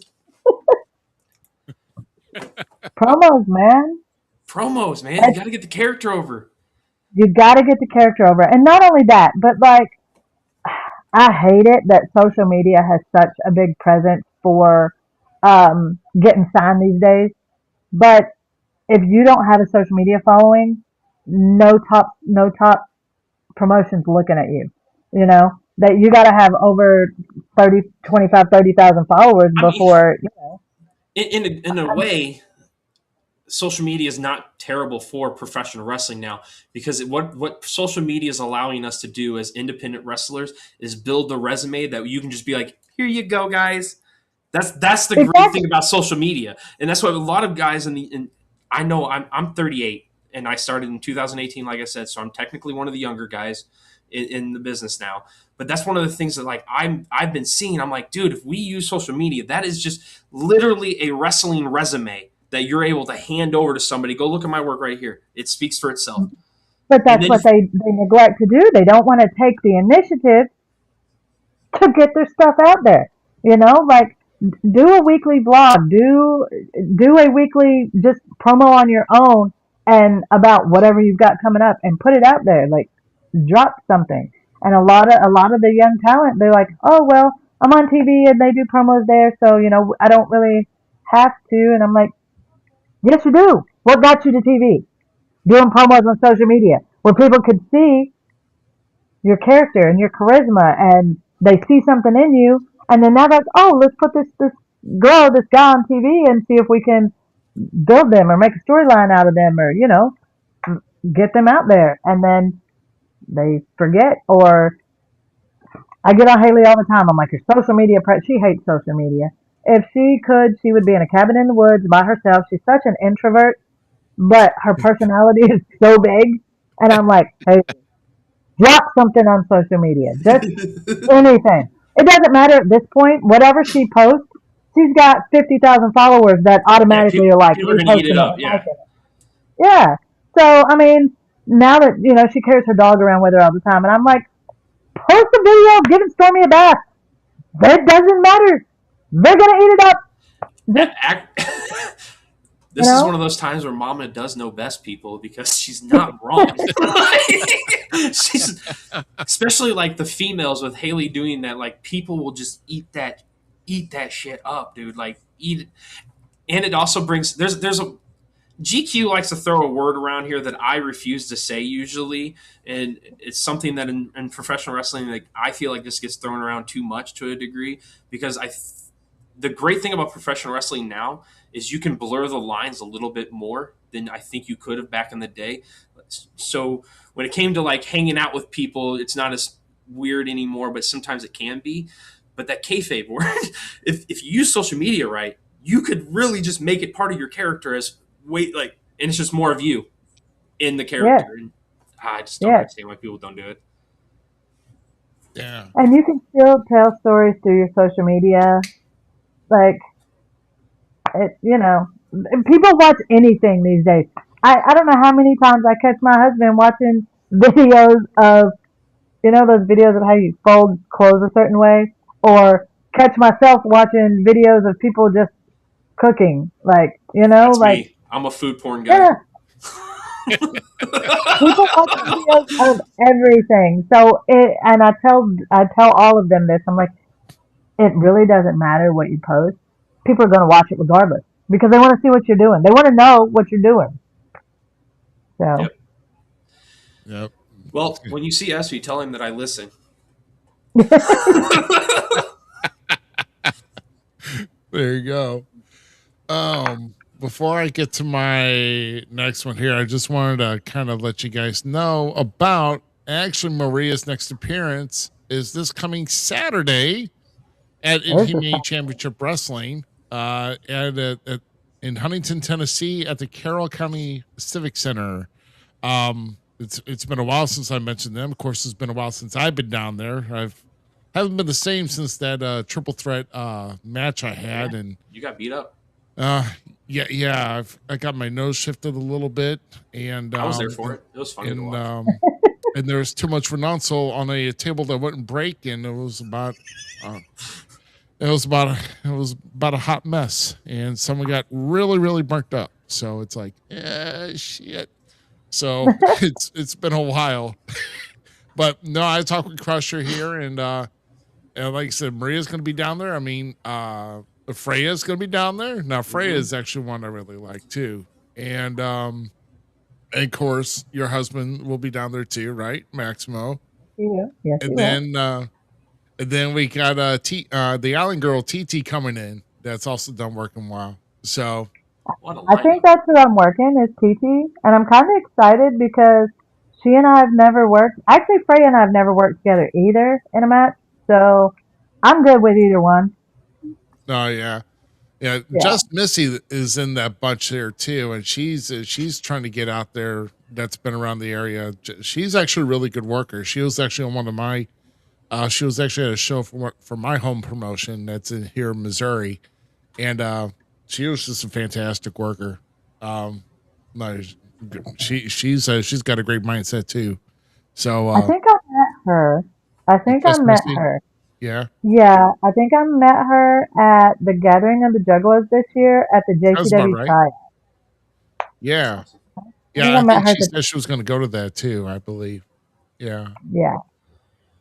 So, so yeah, I mean, 4 women on the card, man, you can't beat it. So, That's what you want to see, man. yeah, Yeah. yeah, women's wrestling for sure. I like wrestling, period, but I do have a soft spot for the women. Yep. So the doors open at 6 and bell times at 7. Tickets are $10.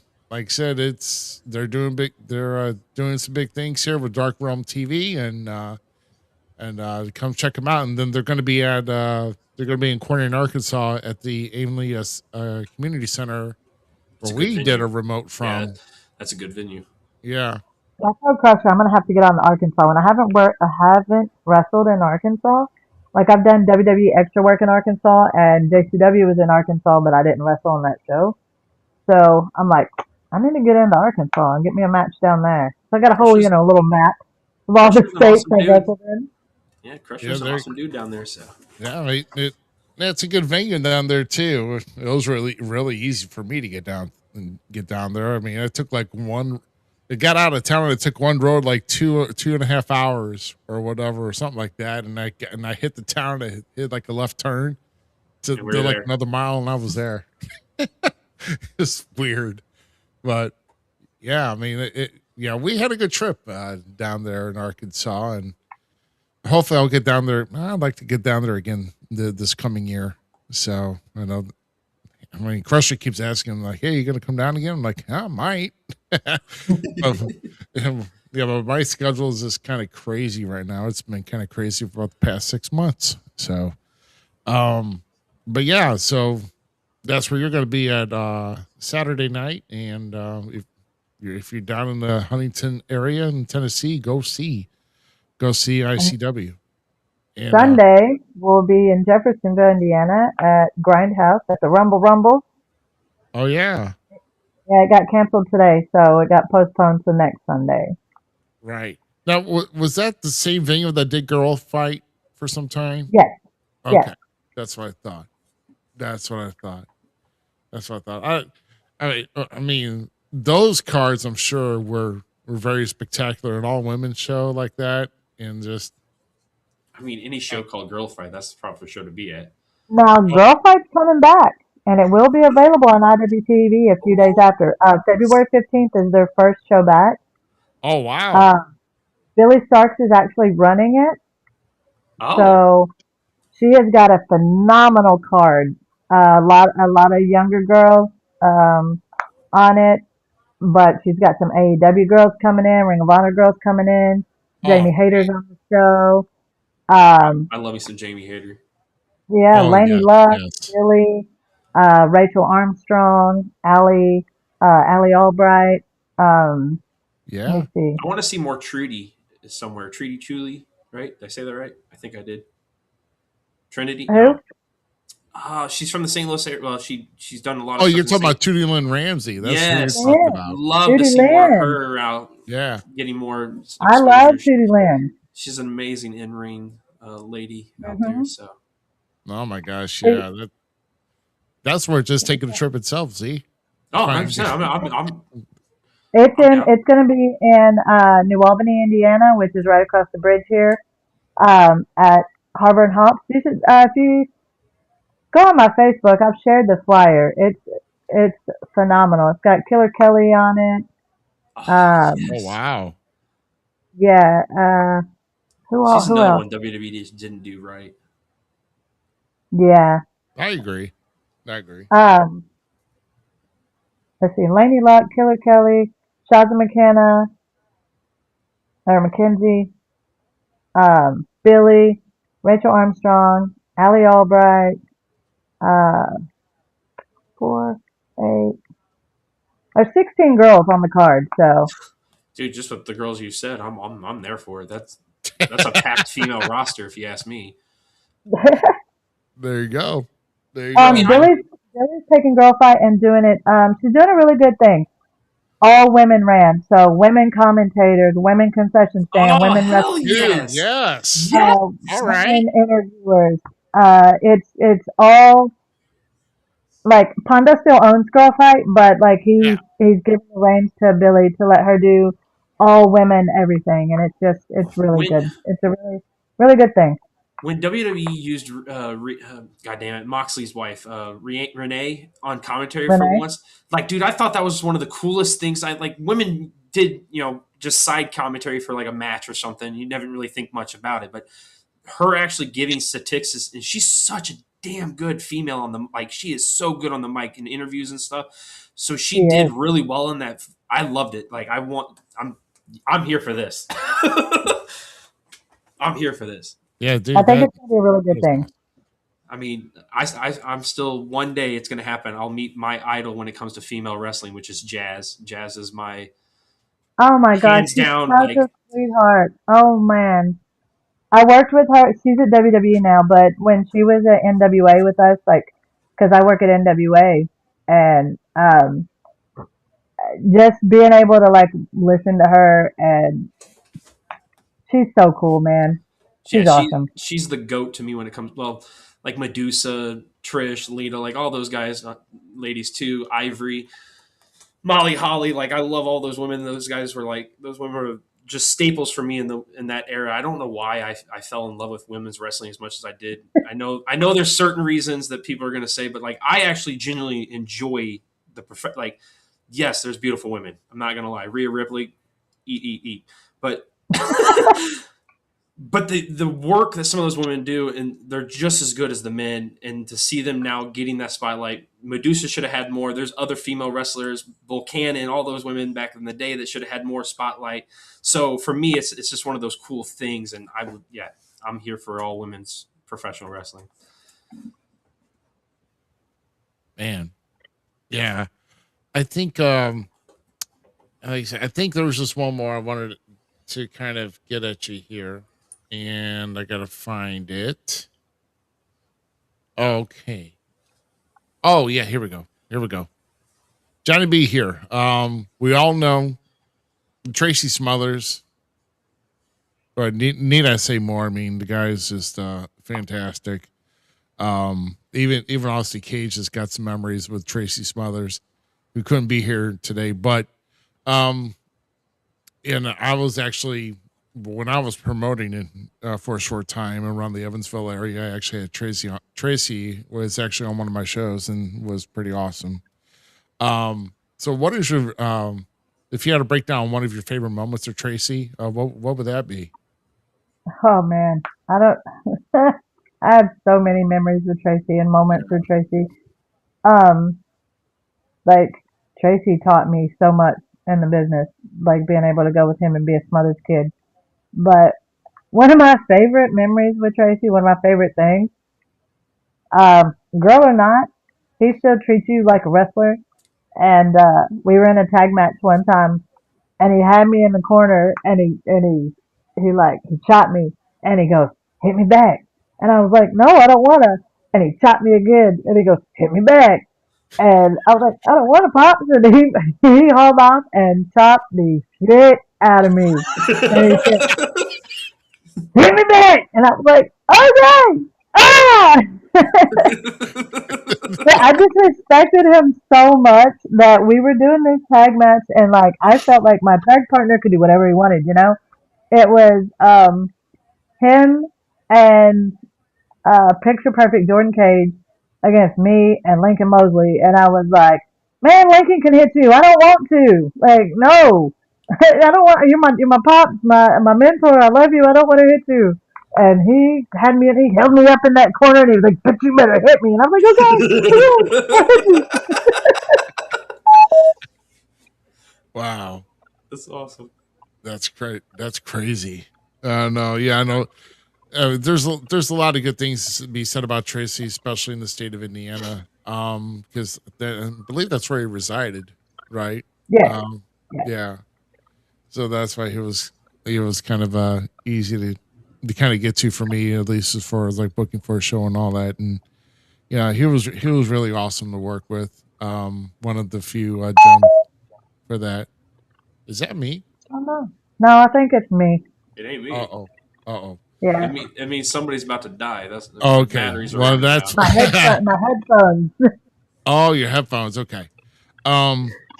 Yeah. So I mean that's all I basically had. And like, I mean, obviously, you're taking some bookings to work here and there. You're doing your thing in OVW. I mean, is there anything big coming up for you? I mean, like, so we just got into 2026. Do you have any type of big plans or goals for I'm you? still taking selective bookings, but like I'm floor directing at the NWA, and I really enjoy that. We're doing TV tapings on February the 21st in Tampa.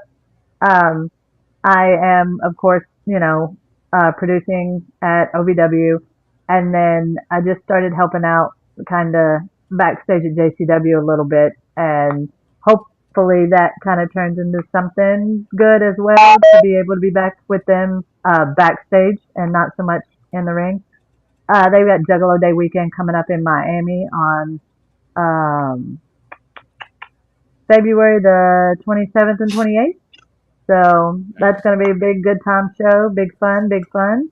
So that's basically what I've got coming up. OVW, NWA, and JCW. Nice. That's a good trio. Yep.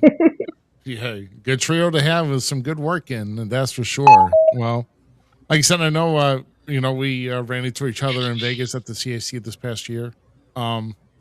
So Oh, hey, it's working. Can you hear me? yeah, can you hear me Can you okay? hear us? Oh, hey. So now the volume works without the headphones. You gotta love technology.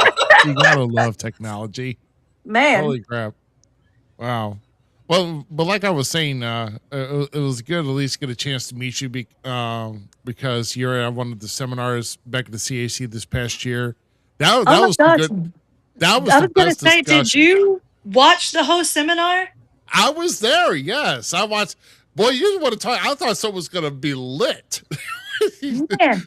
Okay, so I would love if anybody has footage of that seminar, please send it to me because it was amazing. I love Malaya Hosaka with my whole heart. Oh my God! Yes. Man, Did I miss something? He does not. No, Malaya does not hold back at all, bro. Well, I want to see will the seminar tell now.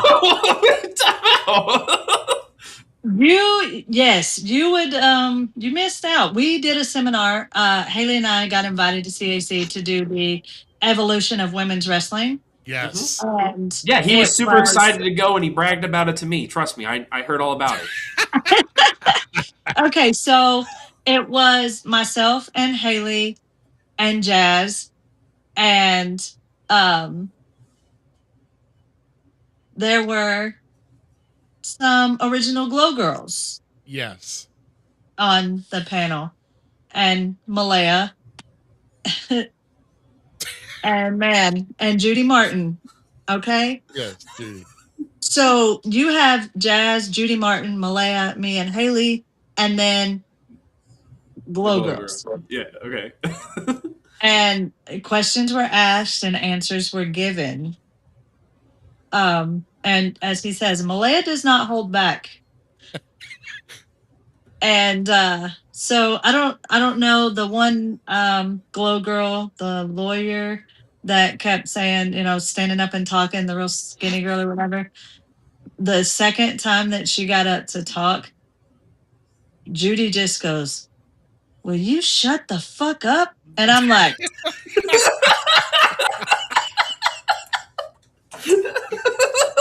She did. because I'm not going to knock anybody for what they did, but everyone knows the Glow Girls want all of this recognition for the revolution of women's wrestling. And I'm sorry, but I'm under the same mindset as Malaya and as Judy and as that all the other professional wrestlers on the panel. Like, you ladies were actresses who were booked to film a TV show about wrestling. Yes, you all went through like some training, like 6 weeks of training or whatever. And there were very, very few actual professional wrestlers on that show. And we'll never take away the credit from those ladies, Ivory and, the Royal Hawaiian, that were on the show, Yeah. But Right.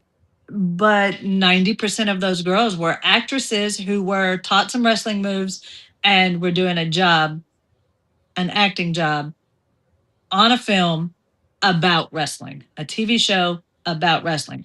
So I'm sorry, no, you ladies did not go into the wrestling business, stick with wrestling, continue on, and go into the evolution of women's wrestling. You all do have no clue.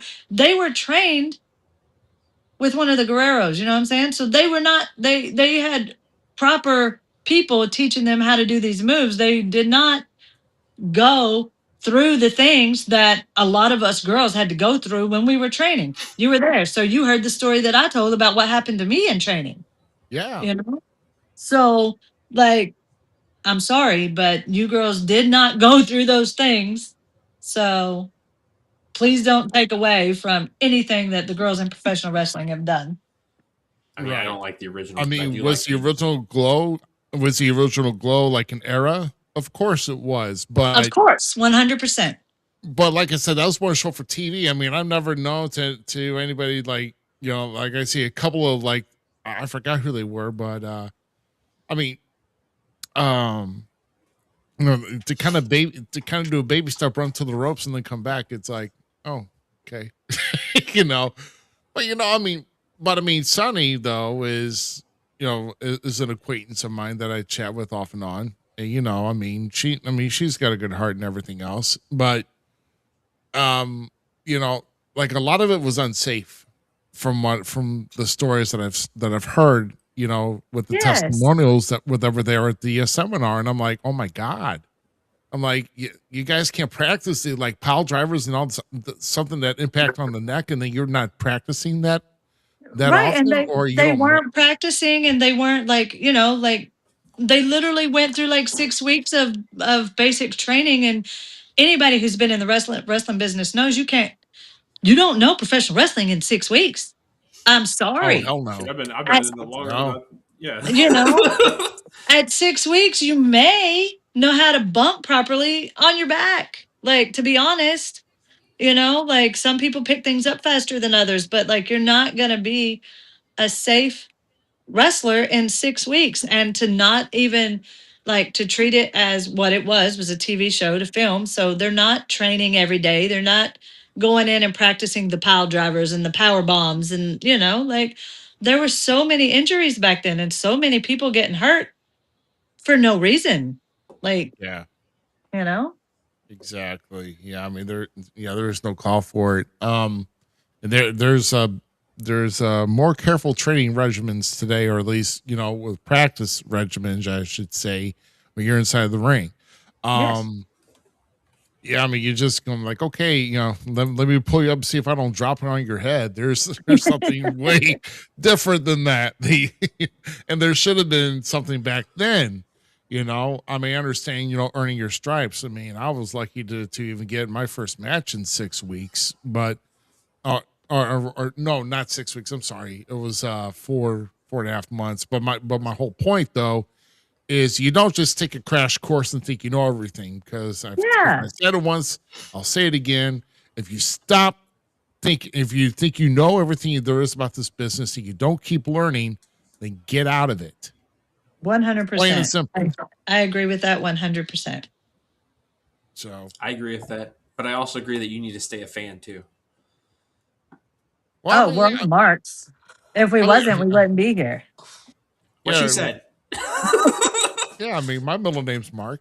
I mean, not on the birth certificate, but yeah, it's Mark somewhere. Whatever. Yeah, I'm okay with it. So is Call me what you GQ, want. and so is Throw Eddie Guerrero on my TV, and I'm like, Yeah, see, it doesn't matter to me. I'll watch wrestling. oh I'm my gonna go gosh. finish Saturday main event after this.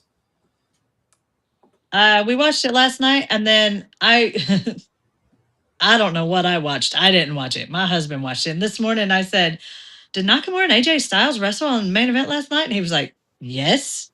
Yeah, And I was like, you need to put that match on TV. I need to watch that like now it because was the match we deserved at WrestleMania when they just did Yes. Dick Punt Central. Yes, it was very good. But I mean, to be fair, AJ's retiring, so Nakamura wanted one last match with him. They respect each other so much, and so AJ made it happen. It was And a beautiful match. it was a beautiful match. It was very good. And I loved it that they didn't go out there and do a bunch of flippy doodads. They went out there and just fucking wrestled. Yeah, it was beautiful. Yeah. It was gorgeous.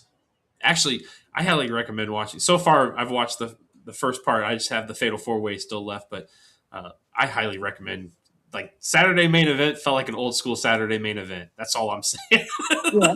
It had that vibe. Which is a good thing. Yeah. Well, yeah, but I just wanted to, first I just wanted to say thank you for coming on, doing this. Like it's always good to know because I think we have a lot of our feelings about this business in common. Our mindsets, and it's kind of cool to kind of have that, especially with a guy who's going to hit 30 years in the business in April. So, and my body feels it. You still have a lot to teach us. Yeah, I know. But give me a break for a while, will you? I mean, You don't have to beat me up to teach me. You help me with the mic work. I'm doing better just because of that. I mean, I'll definitely be around to train and to help around with the training, but I got to get myself in better shape. Who knows? Like I said, we'll see what happens in a couple of years. Who knows? I might be insane and just like, no, I'm sorry, I'm not done yet. So, but I'm not going to put My myself hubby up. just hit 21 years in December, and I'm just like, are you going to slow down? He's like, nah. Yeah. I started at 21 years old. So, I mean, Ruby's going to 65. No. Hey, there ain't no retirement plan. I don't have to go to 65. You mean those no pensions in wrestling? You're still looking for yours. Yeah, right. Still looking. But oh my gosh. But I just wanted to thank you for coming on here. Great. I know we went way long, but I hope you didn't mind. I enjoyed the conversation. I mean, like I said, I want other people to know about us because we're here to talk about a big conversation about wrestling for those who have a good head for the business. And that's what we're here for. And of course, new people coming up, or even like good veterans with the head on their shoulders, such as you, to come on and kind of chat with us. So, so I greatly appreciate it. And, I had thoughts about trying to come down Saturday, but I don't know if my, like I said, things have gone haywire here at the house, and I'm still waiting for my wife to come home from the hospital. So it is, it's nuts. So we'll see. We'll see if I get a chance to get down there. So, but it was great chatting with you, and spread the word out. Spread the word about us if you can, because if there's anybody want to do a podcast like this, I mean, we love having the conversation, and that firsthand. Bring them on. Okay. I was just saying, Larkin will probably do the podcast. Like, if you guys want anybody from OVW, I could probably send you a list, or you can send me a list, and I could ask them for you. My husband's always a good interview. He has stories for days. Stories for days. I can sit down all day and do stories, man. I mean, hell, we didn't even get into road stories. That's one of the things that I like. I'm surprised you didn't ask that road stories. Yeah, you didn't even get into road stories. My husband has the best road stories. He he trained with Brody Lee, so him and he came up with Brody Lee stuff. So he's got good road stories. You can ask him about peace. Brody telling him to only speak Spanish when they get to a show to this team, and having Sunday dinner with his mama. So running out Dude, of the that's house. awesome. with his mama. You know, Macho's mama is a whole 4'11", and if you could just picture in your brain Brody Lee running out of the house, big Brody Lee running away from Macho's mom, little 4'11" Puerto Hey, Rican lady. hey, my wife is 5'2", and I'm scared of her. So, and she's an Irish redhead. So I am not. I'm not messing with that. You know, I was. It's something about the shorter women that have the higher tempers. So Hey man, you know, dynamite comes in small packages. That's what I hear. I know. My mom must be a big stick of dynamite because her 6'1".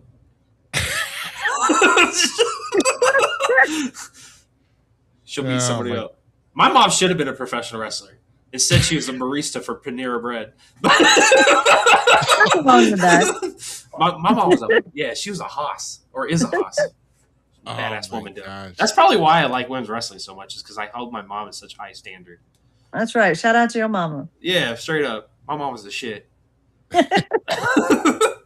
Yeah, but to keep if anything else, hopefully your messenger is still working, but yeah, like everything works on my phone. Like I can get everything on my phone. It's just not like my laptop, my iPad. I'm just like, oh my gosh, so annoying. But you can send me a list and of who you would like, and I'll send them your way. Yeah, I'll conversate with my good compadre here and see who we could. Yeah. Oh, listen, I can't get Danny. I'm joking. Douglas maybe, but Danny, nah. Danny and Doug, I love both of those guys, and Doug's stuff that he's doing down in OVW is just hilarious. Oh my god, he's ridiculous. He is ridiculous. Douglas is ridiculous. Yeah, see, I don't know if you can open up the menu and take a look and like, yep, and then just hang it back. Dude, any of them would be cool.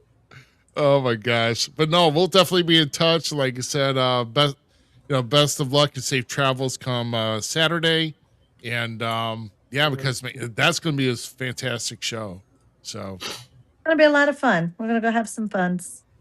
Yeah, absolutely. And Crusher is here telling me to get my ass down here. What do you think I've been trying to do, bro? I mean, I'm trying. Just watch out. They might get you to go to Waffle House and sing Creed songs. Oh my god. Listen, I can do the Creed songs. I just can't do the Waffle House, man. I am not an Waffle fan. You don't have a Waffle? There's one of those guys out there that does wrestling talks, and he has the waffle. What's your Waffle House order thing? You don't have a Waffle House order? Cheesesteak and some scrambled eggs. See, right up, yeah. Listen, if I have to go to Waffle House, I get me a country breakfast. It's eggs and bacon, hash browns, and grits. That's it.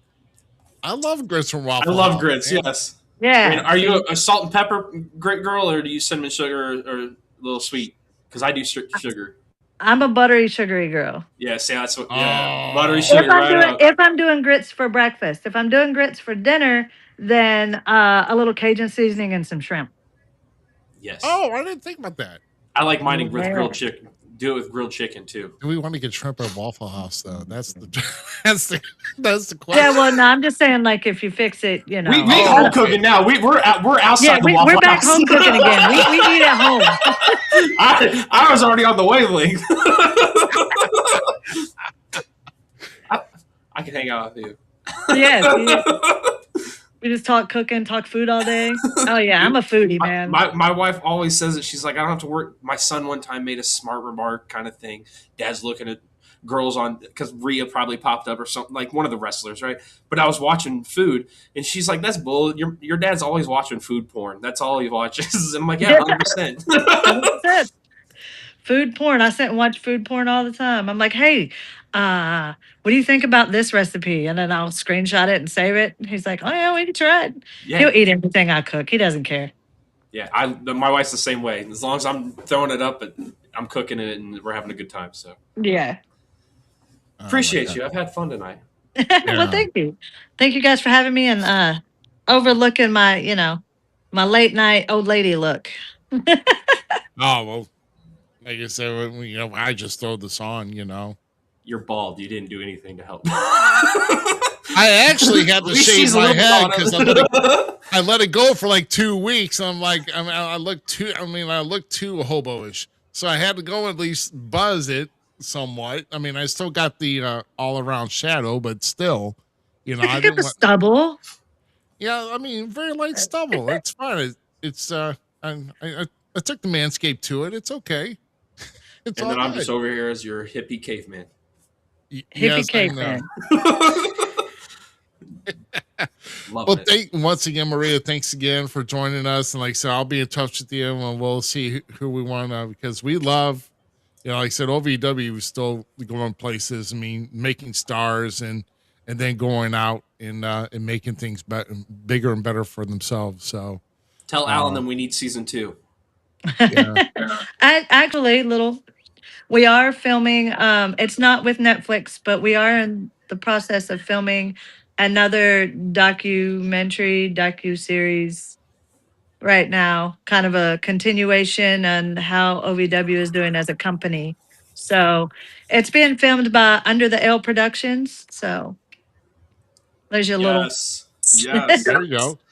So I at loved least it. the idea is still there. So Yes, yes. So there no, will be another something coming out in the future. Stay tuned. okay. Stay tuned. All right. All right. Well, once again, thanks for joining us, and we'll definitely be in touch. And once again, great conversation, and you enjoy the rest of your night. Well, thank you guys for having me. All right. Thank you very much. All right, man. So that was amazing, Maria, man. I'll tell you what, I only like, like I said, I always want to be respectful of time. We give about an hour or so, but when we get more than that, I mean, we're more than gracious for that. Oh bro. yeah, dude, she was awesome. So. Like highly respectable. Yeah. But we do need to get one. I mean, there is business we have to take care of, though. And that is, we do have to still do our number draws. Let's do the number draws, and we talk about what we've seen so far in Saturday Night Main Event. I got a new toy that I want to show off that I finally picked up. So Isaac over there in We Talk Wrestling can't rub it in my face anymore. I got the same one finally. So we got a whole thing. Let's get the wheel back up and let's find out these spots for us. Well, let's make sure Johnny B doesn't win. Karen has to win it all now. Yeah. I'm just kidding. But I'll tell you what. Go ahead and bring that up because I have to step away for just one short minute, and because my doors are open and it's frigid cold out here, so I'll be right back. So go ahead, bring it up, brother, and I'll be right all back. All right. Zmiz went out during the cold, and I finally picked it up. I finally broke down and bought it, but I got me my Big Papa Pump Scott Steiner. The Big Papa Pump. This one's sick. So Scott is my favorite of the brothers. When it came to wrestling, when it came to the Steiner brothers. Braun's the bomb now too, but Scott's where it's at. If you didn't grow up in the 90s listening to Scott Steiner talk with Buff Bagwell in the NWO, you're mistakenly missed on a lot of things. Like, Scott was so much fun because of that. And then you go and watch the TNA days. Everybody knows that Zmiz likes TNA, right? Like, there's a reason. There's a reason I like TNA, because Scott Steiner was in TNA giving us Steiner math, even though he gave us Steiner math like quite a bit of times, actually. But I'm going to try to get this out. So we got the new fig, the Big Papa Pump Daddy. It's terrible posing. Get the freaks, but this is the reason I had to get it right here. Because it came with the guard. Yes. And it came with the straight jacket. So I'm pretty pumped to put Big Papa Pump on the shelf upstairs. I will be. I'm in the process right now of getting photos together. I'm going to start doing fig photos and working on some sets and stuff, because I want to show off some of my figs. And there's, if anyone's not out there going and watching Big Texan, Jim over there and on his YouTube goes around and shows off his toys, and I freaking love that. I love seeing nerd stuff in life. So like everyone used to make fun of us because we weren't the jocks and all that kind of stuff. We're just nerdy kids that played their action figures or adult. No, screw you, dude. I love this stuff. This is great. So, Big Papa Pump. He's Love your that hook shawl. dude. It comes with the like I said, it came with the straight jacket that he had, his sunglasses, the world title, the big gold belt. Like, I'm pumped to have this. Isaac, it's your fault. I mean, I would have won it, but when Isaac bought it, I'm like, dude, I got to get that. Yeah. It was the last straw. Man. Yeah, so, thanks for filling in for me because I kind of need. Hey, teamwork, dude. That's what we do. You got to make teamwork a dream work. makes the dream work, right? So, yeah. Oh, man. So what we're going to do here is we are going to draw for the Women's Rumble first. Okay? That's you, Karen. And, you're winning it. All righty. So let's go ahead and switch it over. Yes. Okay. You got to love that colorful wheel. So we're doing this for the Women's Rumble. So what's going to happen here is most of us, well, pretty much all of us hosts play for bragging rights, but since we added somebody else in the mix, so Karen is going to be involved in this draw as well. And we also did a random order before we all started tonight. And so we're going to go, I'm going to kind of just go through the order. Then we're going to talk about the Royal Rumble itself, or at least WWE's big week. So, Karen's going to be drawing first, and then GQ is going to be getting their numbers next. Then I will be getting my number. Zmiz will get his number, and then Austin Cage. And there's going to be 6 draws per participant. So, and then I'll be making some, I will be making record of that. And you might have to hear like an annoying, like, you'll probably hear like a spin or whatever, but like the ticker going. So sorry for that in advance. Thank you. But yeah. Wait, here you go. Yeah. We'll get this. There you go. Yes, I'm going to win it all. I don't know. Well, we are going to think about something though. If our contestants win the Rumble, then we'll have to think of another prize, an additional prize, I should say, on that. Because you guys have already got the T-shirt. We'll be in contact with you, and then finding a way to get to you. Oh yeah, this is about the wrestlers. It's about the figs. Yeah, about the figs and all that. So, all right. Let's see.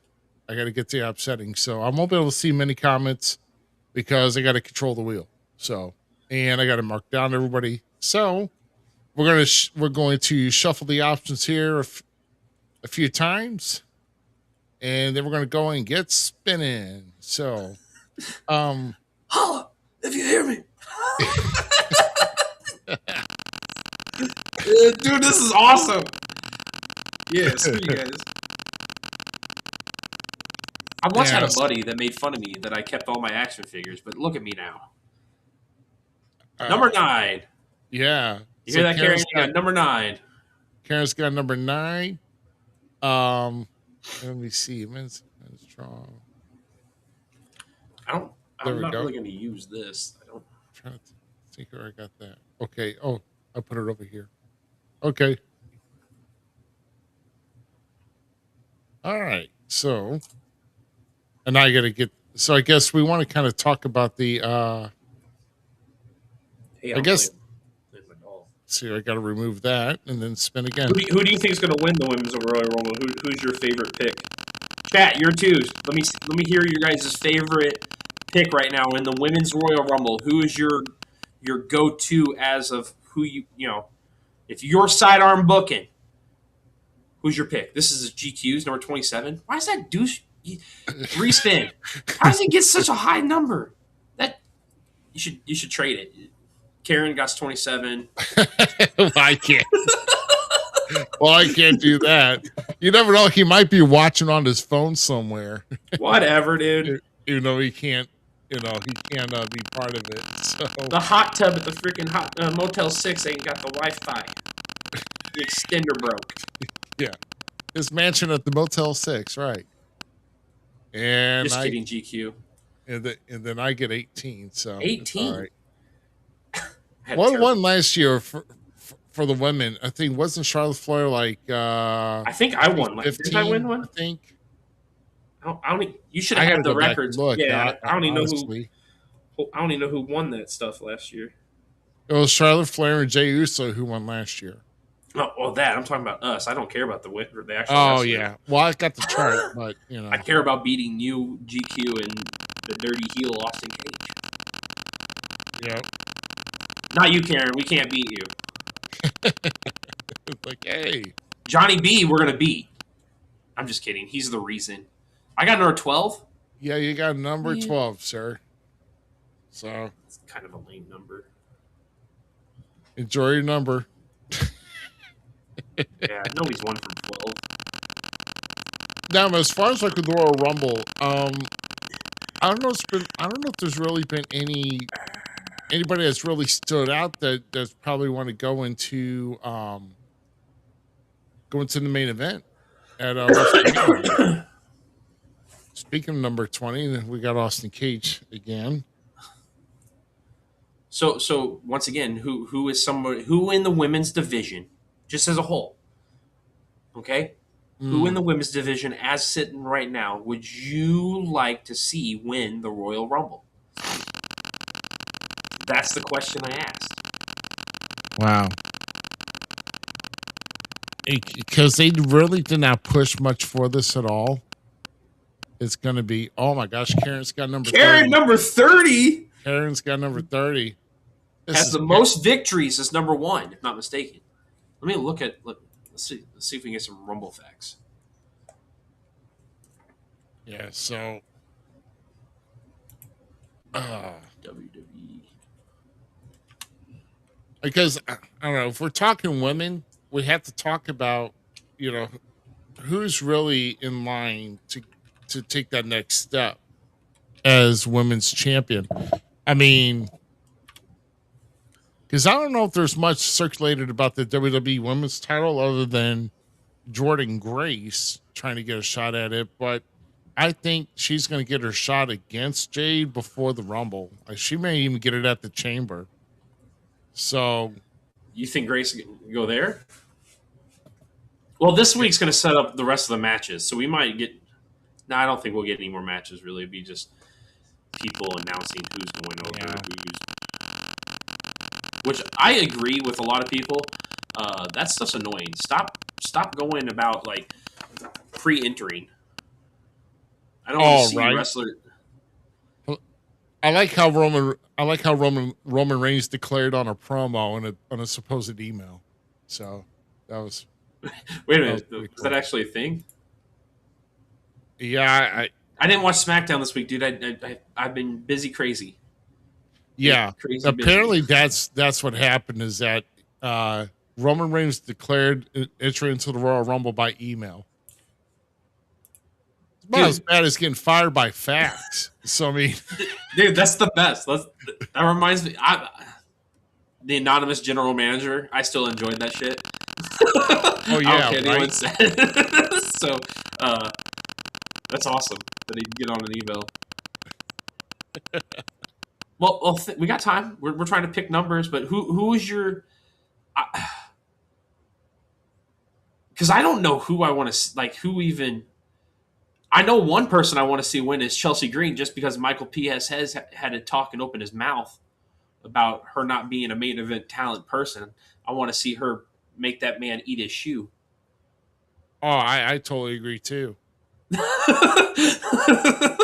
Because no, Chelsea Green is 100% a main event talent. It should be looked at that way. Like, no. And she will be. She will be. She's an amazing. So that's like one of my favorites. But like overthinking it, if Jordan doesn't get a shot at Jade, I kind of want to lean to somebody new. I want a fresh face, somebody we didn't think could win it. Like, how cool if an NXT prospect came up to enter it and that's who won it. That's where I kind of want to see this go for the women's. I want to see a prospect, what would be a prospect, winning it. Io Sky's that's a good one. No, I'm okay with Sky getting her time to shine. Who's this now? This is Austin Cage getting number 2. That's right. You're not a 1, you're a 2. Well, he is a turd, so I mean,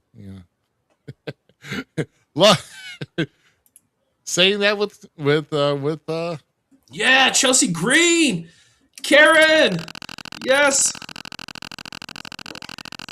But I mean, as far as women are concerned, there's too many tag teams that are formed, and I think, I mean, why don't you have do you think Lash Legend should step out? Oh, bro. Oh, my dude. If Lash did it, oh my God, that'd be amazing. I would be happy, but I kind of see on that notion. I kind of see somebody potentially setting up a turn to a degree if we're doing that, because there's a lot of female tag teams now that have just formed within the world of professional wrestling in the WWE scene. So it would be a time to do a shift like that. Who's this? Me, right? No, this is GQ on getting the number 6. I get the next one, and then you follow me. So that's all right. Give GQ the bad numbers. It's okay. But I just don't know. I don't know where the women's division's going right now. It's kind of in and that's the beauty of it. Yeah. But if there's anybody from Raw, if I gotta say, I want to lean toward. Ooh, this is me, 28. You rigged. Yeah, I shuffled things 5 times tomorrow, so yeah, right. So what about it? Who do you take from the Judgment Day? I would say, since she's been so close before, but I don't know, because that may cause a rift in the Judgment Day. But what do you think about either Liv or Raquel winning the Rumble? Well, you already know how I feel about Raquel. I'm all for Big Mommy Cool. So that is a notion of who I'd automatically go for. But she's already been set up to take on. Yes, Stephanie. So there's no need for her to win it. I want it to be somebody that's not in the shuffle. I want it to be a curveball this year for the women's. I want it to not we all kind of had the speculation that Charlotte was winning last year. A lot of us had it. You know what I'm saying? Yeah, because they did so many vignettes on her returning. Right. So I want this women's one to be somebody that we were not seeing that would come in. It needs to be something fresh. Because we already can get to Raquel in the way that it is. We don't need anything like that. We can do that at Elimination Chamber, like you said. I mean, you said it with Jordan and Jade, but... Right. I mean, somebody dominant in the women's division, and just kind of thinking of who in the women's division would just be dominant. Dude, that the is women's not a division, champion, because I want it to be somebody sleazy. But you can always sneak Julia into the mix too. I would actually really hear for Julia winning that shit. Yes. Yeah, because as you think about it, there's so many possibilities of women winning the Rumble.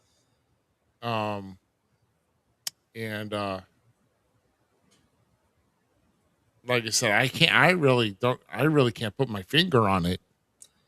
I guess I'm here that's for kind of Roxanne to a degree. I like her and Liv right now. Yeah. And do we really want that to be the inner explosion yet? Judgment Day. I really kind of like how Judgment Day is. Judgment Day is this awkward thing where it's one faction, but two factions at the same time. Because you have the women faction of it, and then you have the men faction of it, and then you have the faction, right? So it's like it's these two entities that are one, and it's really kind of this cool dynamics that's never been done. So I kind of want to see it continue. Because what if that's the case? That Liv and Finn had it in their mind that they were going to take them to Judgment Day. Remember? That's how it all started. And now those two are literally the head leader of the group. There's a cool storyline that's still brewing in there that I don't want to see get ruined if one of those ladies wins. Raquel would make a perfect answer. Because it seems like Liv's like right behind her, pushing her, you know what I'm saying? So I would go with her before anyone winning it. Right. But let's kind of take back from the Rumble a little bit, because we're talking about Judgment Day and talking about how they're trying to build each other back up again. Bro, what was up with Finn Balor at the end of Raw? And he seemed perplexed for that. Do we see Do we finally see the switch that gets flipped that brings back the Balor we all fell in love with? Yeah, because think about it, he came back to his demon theme, his original theme.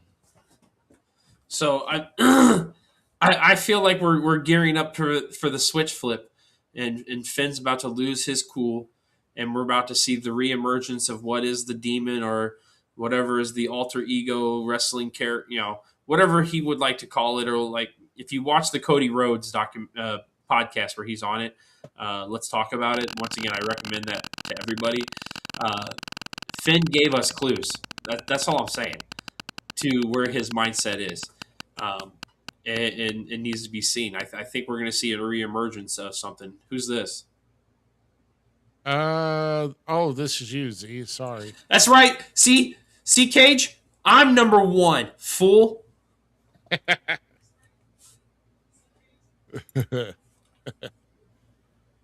think this is right, ain't it? 1, 2, 3, 4, 6, 7, 8, 9, 10, 11. Oh yeah, and then Cage just got one more. Okay, yeah. So we're toward the end of round 4 on the women's. There's so much to do. I wish GQ's internet didn't have to go out tonight, but I'm kind of wondering though. I mean, is that going to stir things in the Judgment Day? Because he talked with Punk for like a long time, and and he's just contemplating while he just stood outside the ring looking at him, and with him celebrating, and he looked perplexed. So it's like, where does Finn Balor go now with all this? I'm telling you, that man's about to snap. Liv is going to say something wrong, and Finn's going to snap. All right. And meanwhile, like, Dominic is still hurt too. So it's like, don't pay tribute to Dom. Pay tribute to Dom. This is Karen's 5th number. Oh, I'm sorry, Karen. Ruby's really bad about spinning the wheel. I got number 1. Hey, I'm sorry, but she's got 24, 26, and 30. I'm not that compassionate, so it's all right. Oh my. So, I mean, that's one of the biggest takeaways I have from Raw. And GQ gets 22? Yeah, he got 22. Yes. He's got 22 and he's got 23. I'm going to need the secret recipe to QFC if he keeps getting these high numbers. Yeah, he's got 22 herbs and spices with this.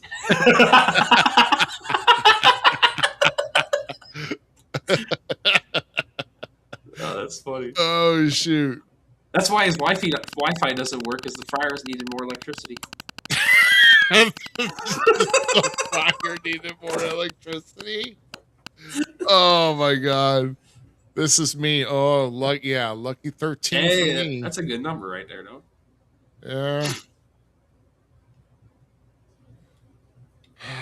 There we go. Remove that. Yeah, trying to get through this women's rumble here, and I'm also yeah, like so. I can't wait to talk about the men's rumble though, because like The women's one's in this. It's in a weird place. yeah, I mean, wow, Z, how did you pull that off? 11. You got 10, 11, 12. As far Yes, dude. I'm here for it. there you go. And then so Cage has got one more. Oh well, I mean, this is the we got one more round after this. So yeah, hopefully you guys are like, hopefully you guys had enjoyed the conversation we had with Maria tonight, because Dude, that was a hell of a interview in my opinion.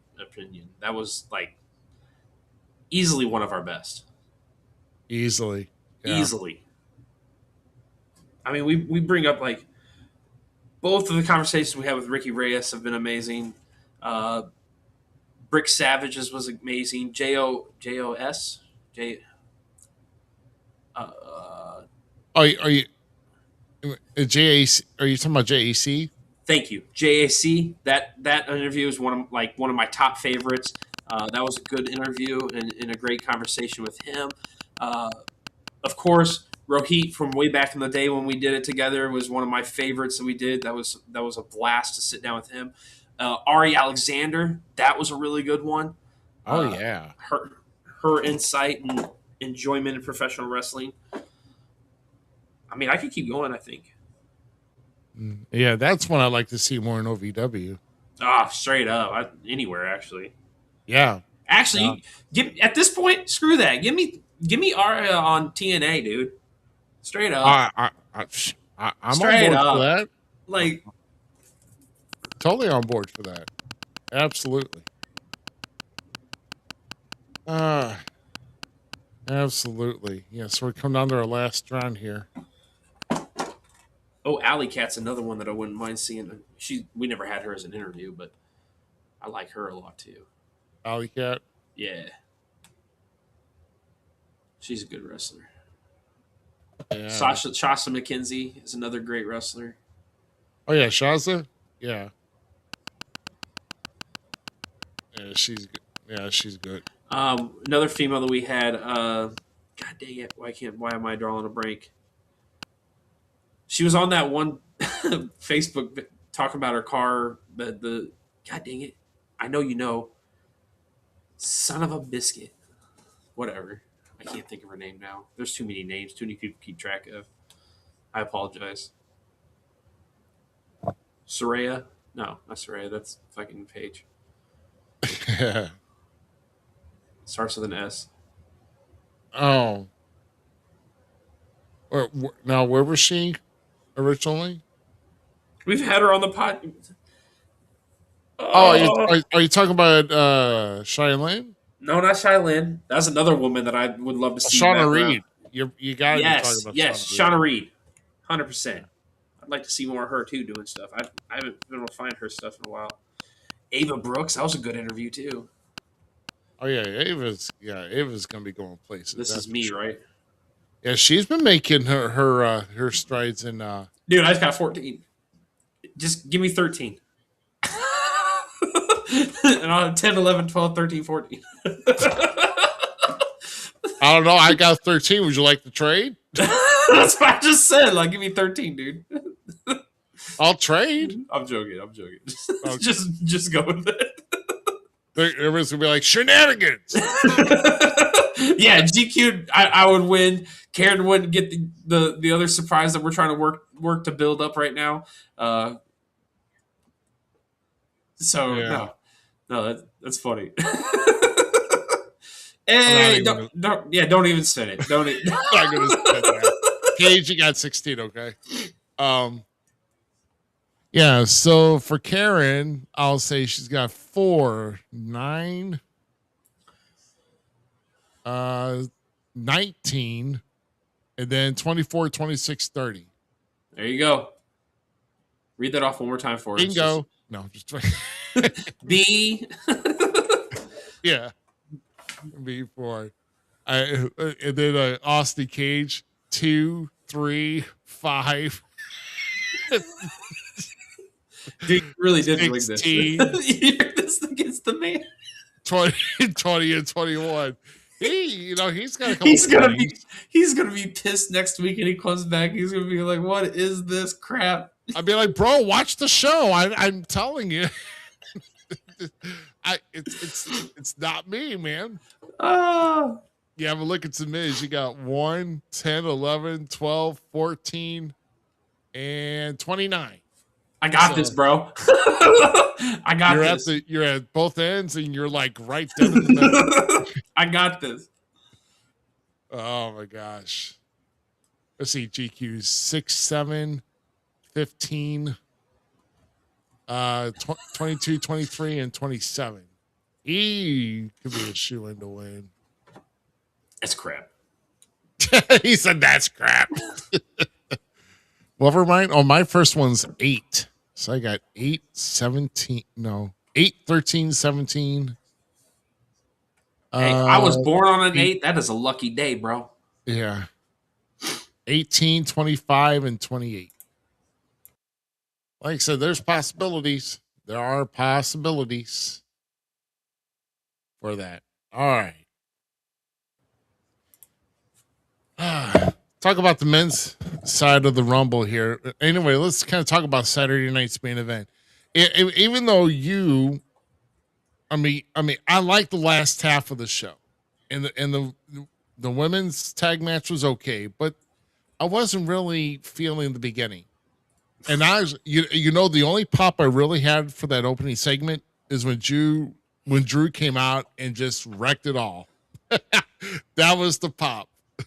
So the whole thing about that opening thing with Jacob, all that kind of stuff, I'm here for it. I personally thought Saturday Night Main Event, as of right now, like I said, I haven't seen the Fatal 4-Way yet, so I don't know the winner, all that kind of stuff. You're more than welcome to spoil to me. It's not a big deal. But I enjoyed everything about Saturday Night Main Event. I thought the tag team match was exactly what women's wrestling needs to be. Like, it was a great tag team match for the women. Enjoyable, fun.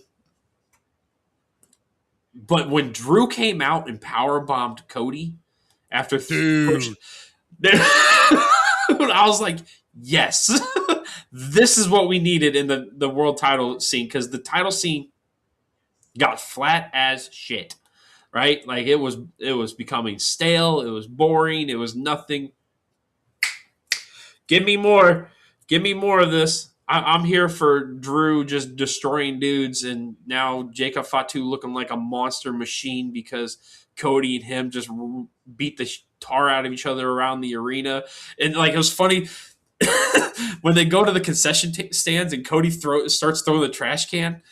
Amy goes, "What did that poor security guard do to you, Cody?" Because he's just chucking the trash can at security guards, and it's bouncing off, coming back to him, and he's picking it back up and throwing it. This shit was good, dude. I don't care what anyone says. That was good TV. Yeah, it was.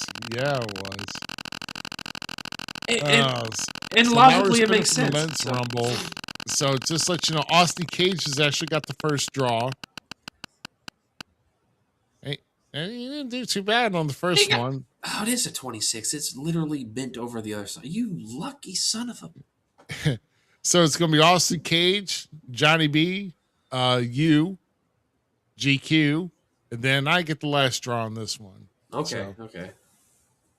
So that's how we got randomized at the beginning, and I got to make sure I'm putting down the... There we go. Boom. So now, who's your potential, like... Okay, what did you not like about Saturday Main Event then? Oh, I just thought that the opening was kind of lame.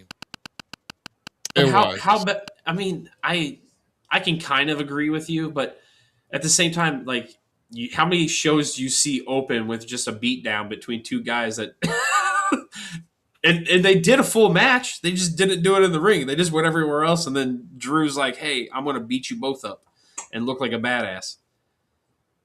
Yeah, there was way too many security guards, and they all fell too easy. That's all I'm going to say. Okay.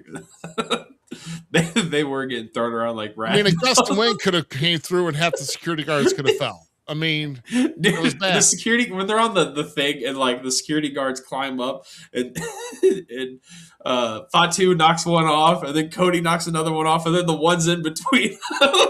And you know what the best part is? When Drew first jumped up, Lincoln goes, "Hey, it's Rhea."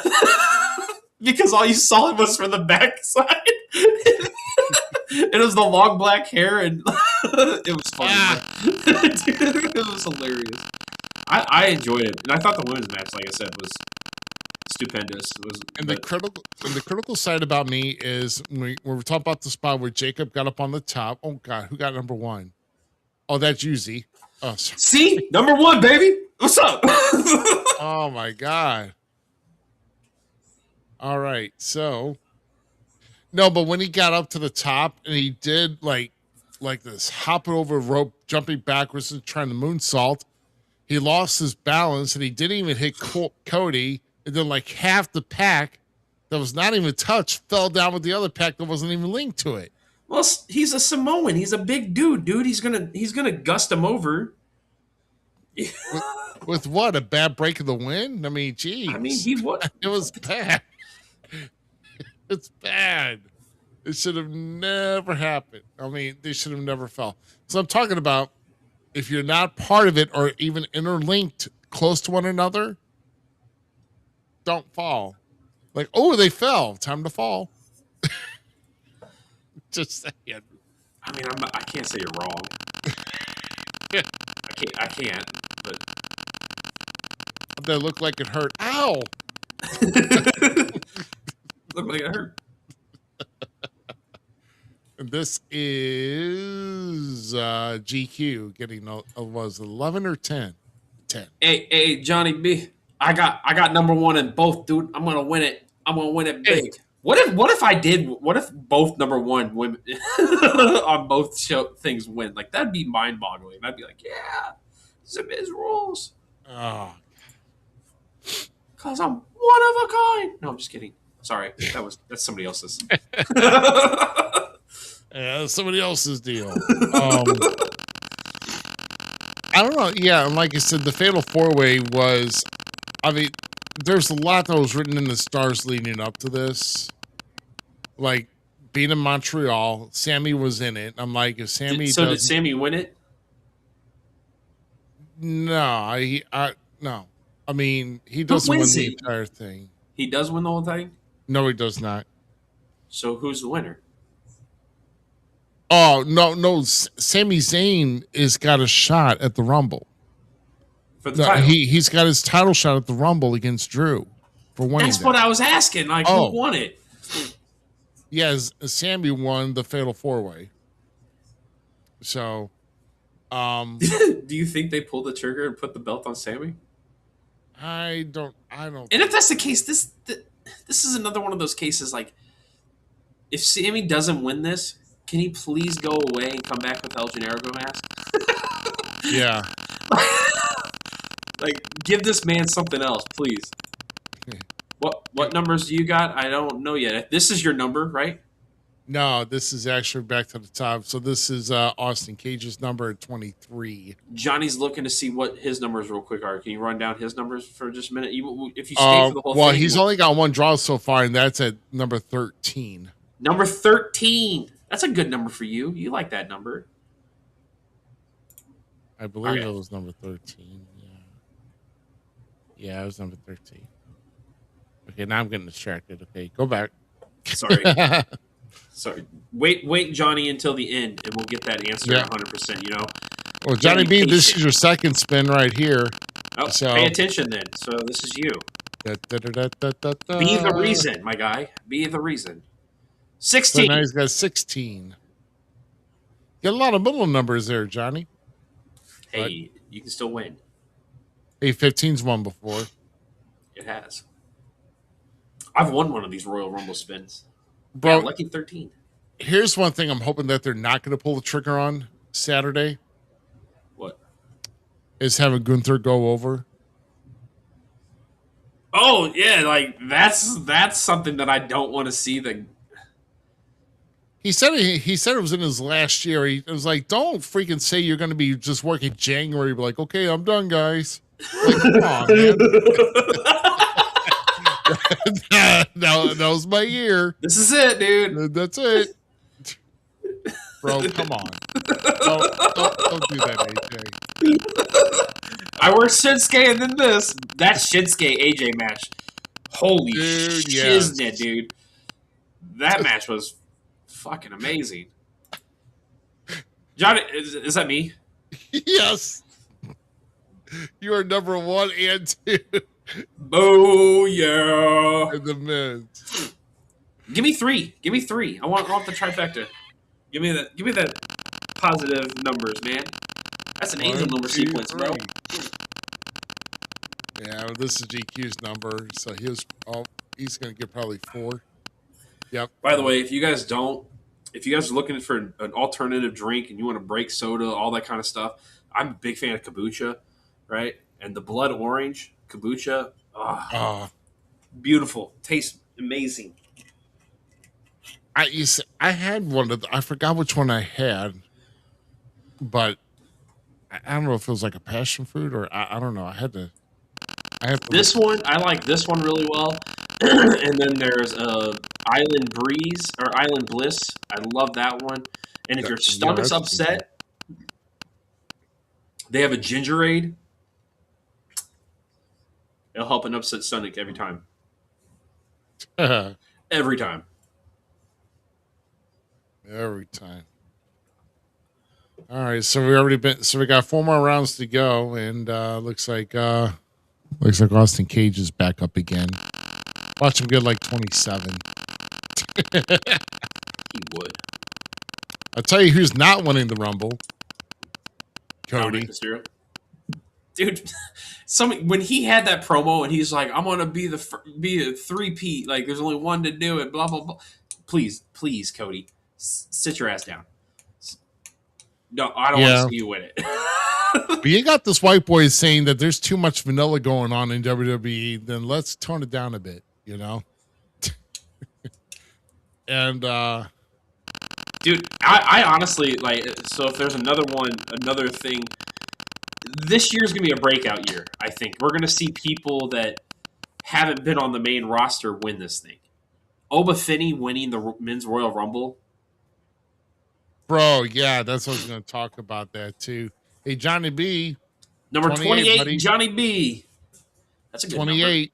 That's a good one. You're pretty spread out, actually. Yeah, 13, 16, 28. Going toward the end now. He's moving on down. But yeah, like, dude, bring me Oba Finney. No Oba Finney versus... Ah, you son of a biscuit! You almost got it. You almost got it. You're still in single digits, though. That's all right. That's all right. The funny part. It happens. Oh, I wanted that 3, dude. Oh, my God. But no, I knew that Oba was going to debut at the Rumble. Now, here's one thing I didn't mention here is who's this? Oh, that's GQ getting 22, of course. 22 herbs and spices GQ. There we go.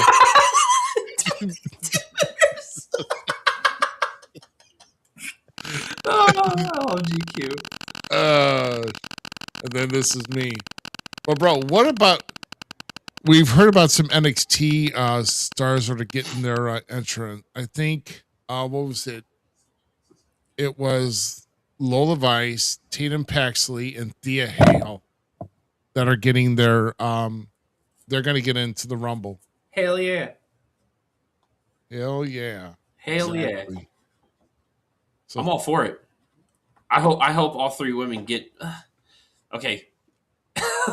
No, I hope all 3 women get time to shine. I'm just not that big of a I'm not sold on Lola. I'm sorry, people. I don't understand. Yeah. I'm not saying she's bad by any means because I can watch her work, but I'm just not sold on her. Yeah, are you not? You're not all with the hip shimmy that she does. Yeah, dude, it's just too much. Yeah, I agree. It's just too much. That's way too much. Way too much. She's got 29. Austin Cage has got 29. Boy, we talked some smack earlier. He's got 4. This is his 4th number. And he's in the 20s still. Screw Cage. He's got a shot at this. I said, there's Johnny B. Here's your number again. But 2 guys that are going to be from NXT getting a shot is All Ego. Ethan Page he's being advertised.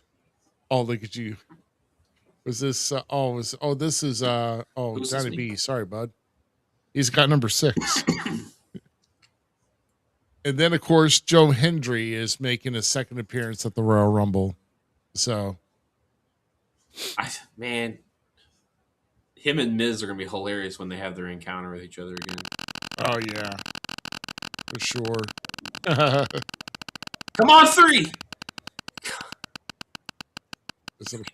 No. Oh, you fell out of the single digits, Z. Dang it. Yeah. I was trying for a golf score, bro. Hey, you still may be in the first half. There's still opportunity for that, brother. There's still ample opportunity for that. Who in chat who do you think chat is going to win the Royal Rumble? Who you put your money on men's Royal Rumble? I want to hear from the chat. We've heard from us 2 now. We need to get somebody for you that we go, yeah, okay, yeah, no, I don't think so. Yeah. No wrong answers. Like, we're all just guessing. We don't know. There's definitely no wrong answers because we don't have all the answers at all. Once again, I think somebody like conniving needs to win it this year. So I'd be totally down for like Miz winning the men's Royal Rumble and never get in the ring or something. That shit would be hilarious and amazing and work for his character and all that kind of stuff. Do we see big returns? That's another question. That can go for both men and women. Right, because they usually set a big return for somebody. Dude, R-Truth winning I would pop and mark the fuck out, bro. But I think Ruby could agree with me with this. If it would have been him playing Ron still, I'd 100% been behind this. Right. Yeah, so around the truth killings is what we want. Yeah, we were hoping we were going to get Ron the truth killings when he came back, and we got back to R-Truth, which not mad. I love R-Truth. So, what were you saying before I interrupted that? Sorry, I totally forgot. Oh, damn it! Because no, you're good. Oh my god! Oh, returns. We were talking about returns. Returns. Who's a special, like a surprise? Do you think we finally get Jericho? Dude, because that's gotta happen. Everybody's like, yeah, dude, it's chiming all over the place. Which, by the way, Austin Cage, you suck. By the way, all 5 numbers he's drawn so far have been in the 20s. Suck these balls. God dang it, this dude. See, yeah, women's is not going to be his. He's going to be doing this. He's going to be doing men.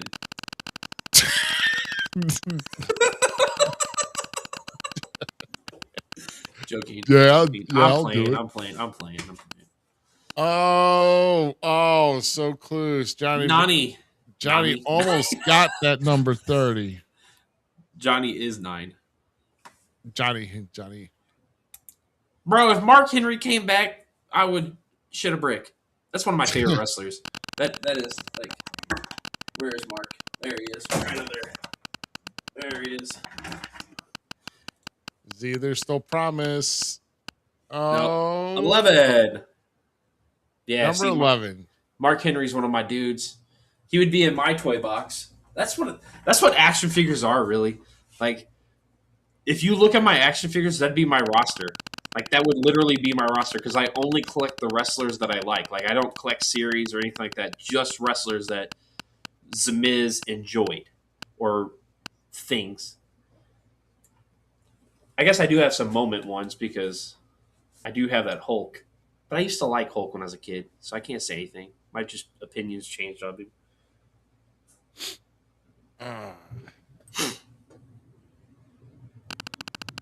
But yeah. Oh, Mark Henry, that's one of my favorites.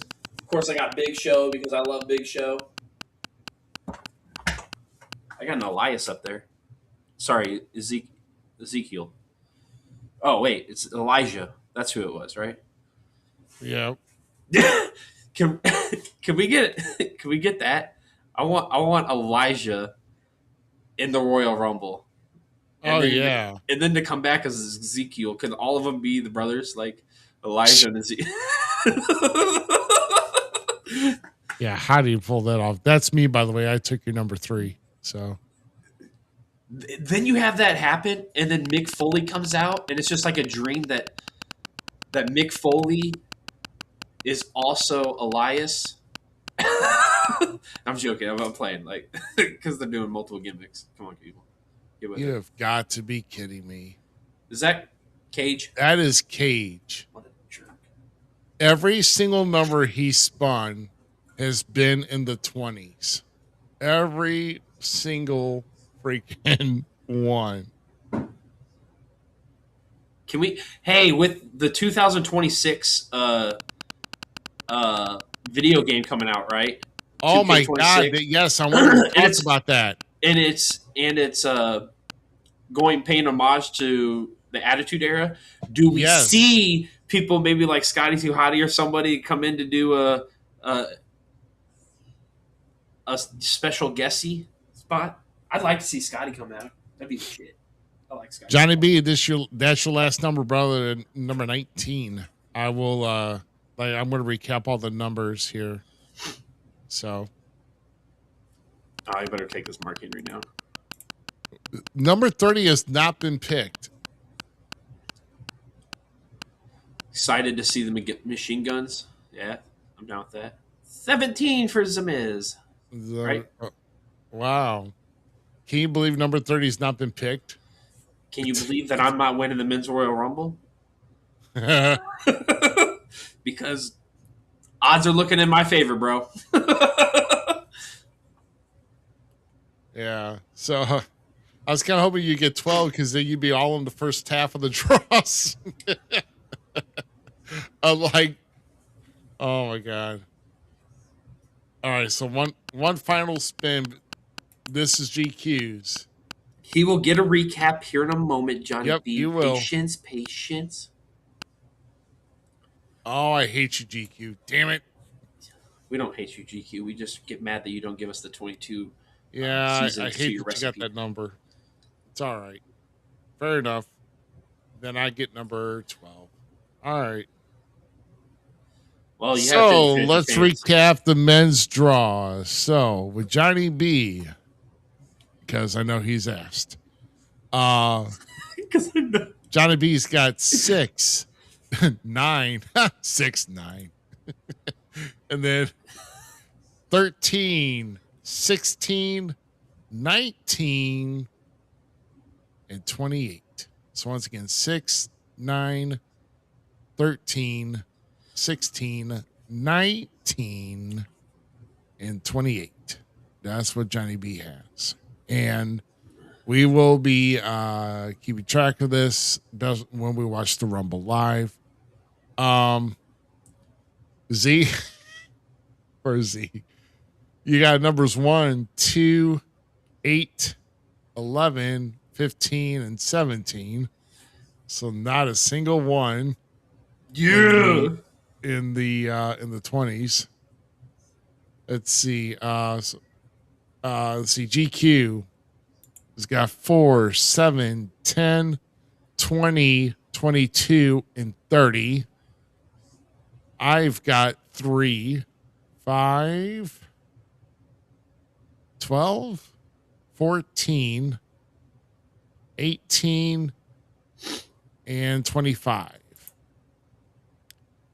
And then this is where I really hate with Austin Cage, 21, 23, 24, 26, 27, 29. Ah, dude, it was rigged. Rigged. That this wheel, tell you, I don't like this wheel. It was rigged by that much. Okay, that was funnier in my head. Sorry, Chase. You shouldn't have been coming. You should just stay there, bro. Well, oh well. This is not a teachable moment. Okay. All right. Well, those are the draws. Like I say, good luck to everybody. Oops. Oh, Chase just fell. Uh-huh. Andre.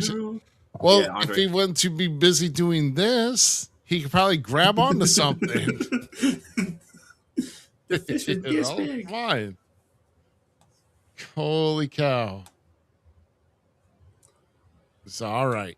So at least he's got his numbers here, and wow. We've all right. Yeah, so I mean, I think Drew's gonna be winning.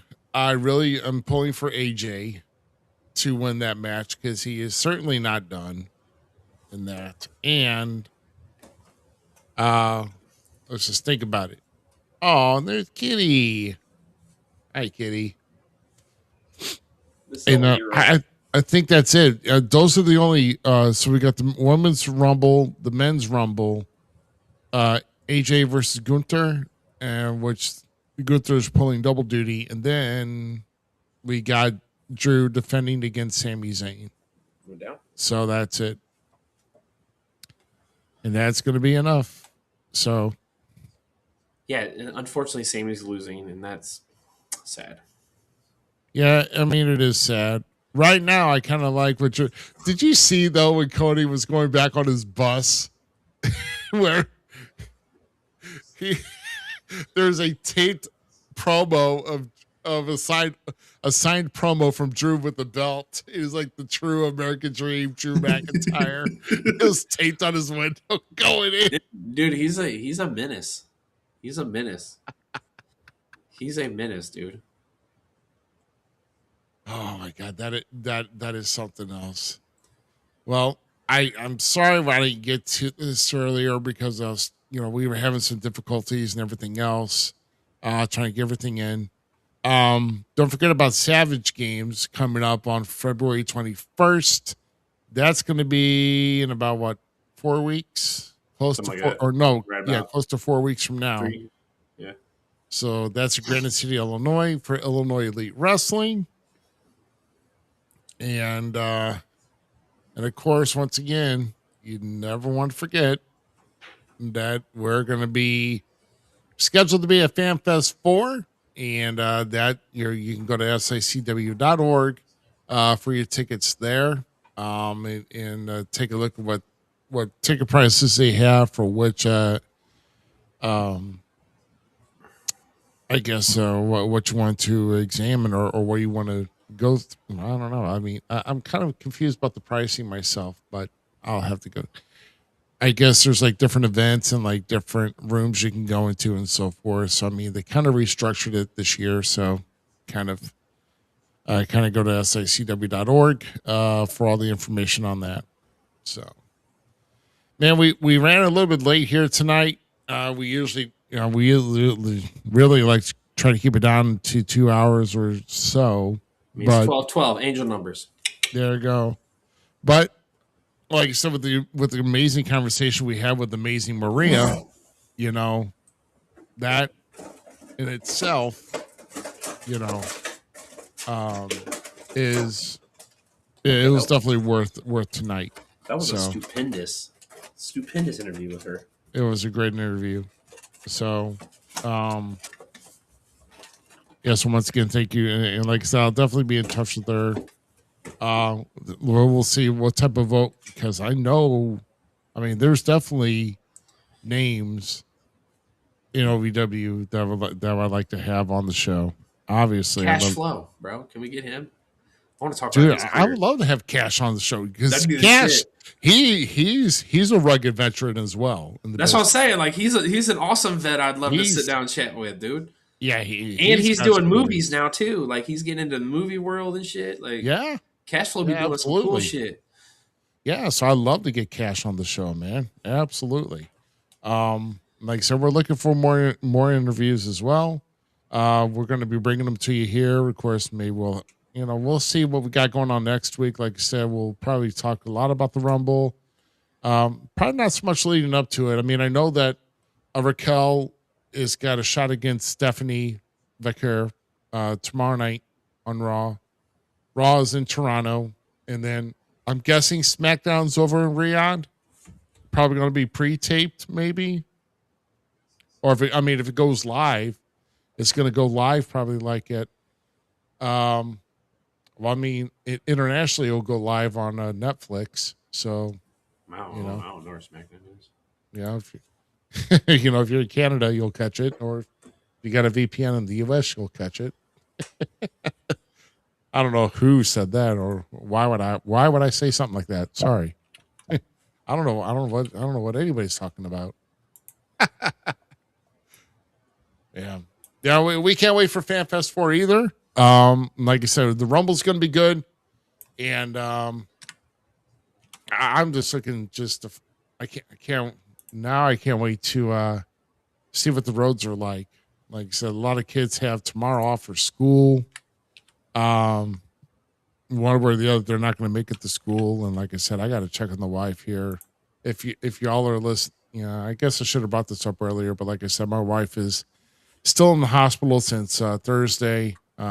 Something's going on there, and just we're still looking for some answers on some tests that are on certain vitals are dropping in not rating normal. So nothing life threatening, but definitely a concern, and we want to finding out some answers to that. So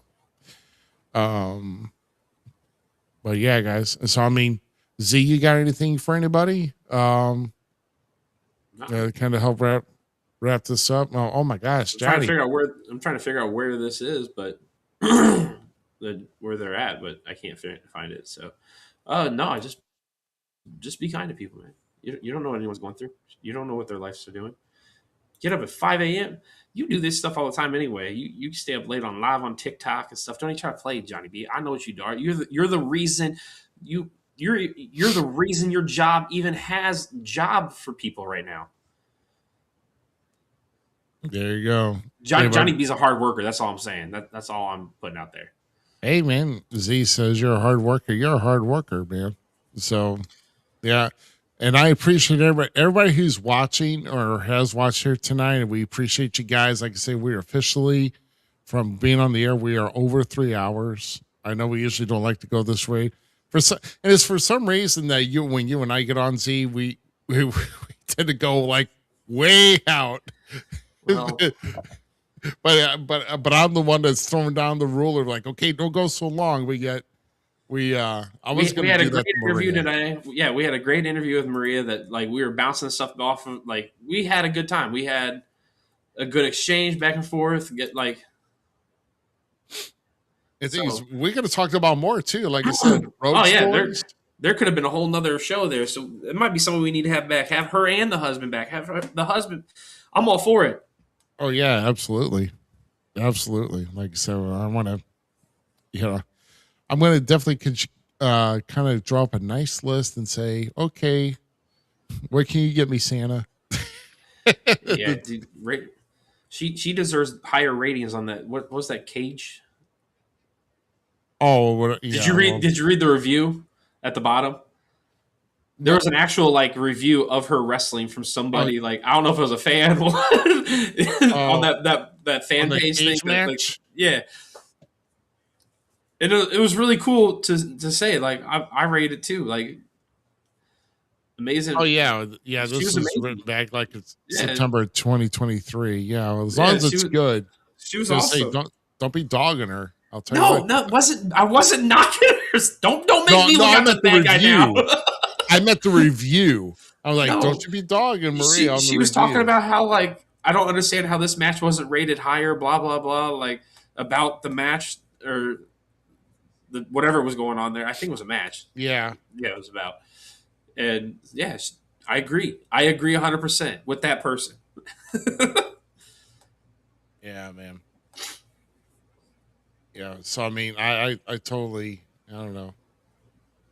But I don't know who's rating this or whatever. Don't pay attention to the rating because unless you're there live and you see her work in the ring, you know. Holla, if you can hear me, look how shiny that belt is. You got to be there live. That's what I'm just saying. You got to be there live. So. Oh, man.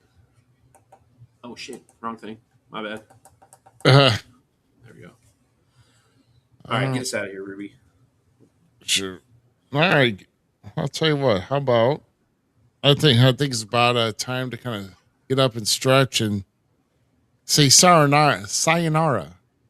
Release for this week. Next week is episode number 222. What are we going to have for you? We just don't know yet, but you got to keep paying attention to our social media and especially to our Facebook where we will make our announcements and then we'll let you know. So, like I said, I guess that's all I got unless you got anything, Z. Love you guys. You guys have All a good right. one. Appreciate it. Hit that like, share button. Tell your friends. And if you're a wrestler, tell your friends to come on and talk to us because we like to talk wrestling. I want to hear about your story. Ruby wants to hear about your story. And most importantly, the people want to hear about your story. Next time, people. Have a good one. That's absolutely. Guys, we thank you very much for joining us. We will see you on the flip side next Sunday, 9 p.m. Central. Stay warm. Be careful if you have to go out. And then we'll catch you back here on February 1. That's happening. God, next week in February already? God. Chase said the same thing. He's like, dude, it's going by too fast, but I'm going to try to go sled ride tomorrow. Gosh. Have a good night, guys, and we'll see you next week. Carve out South Park. Let's go. Peace, guys. Love you.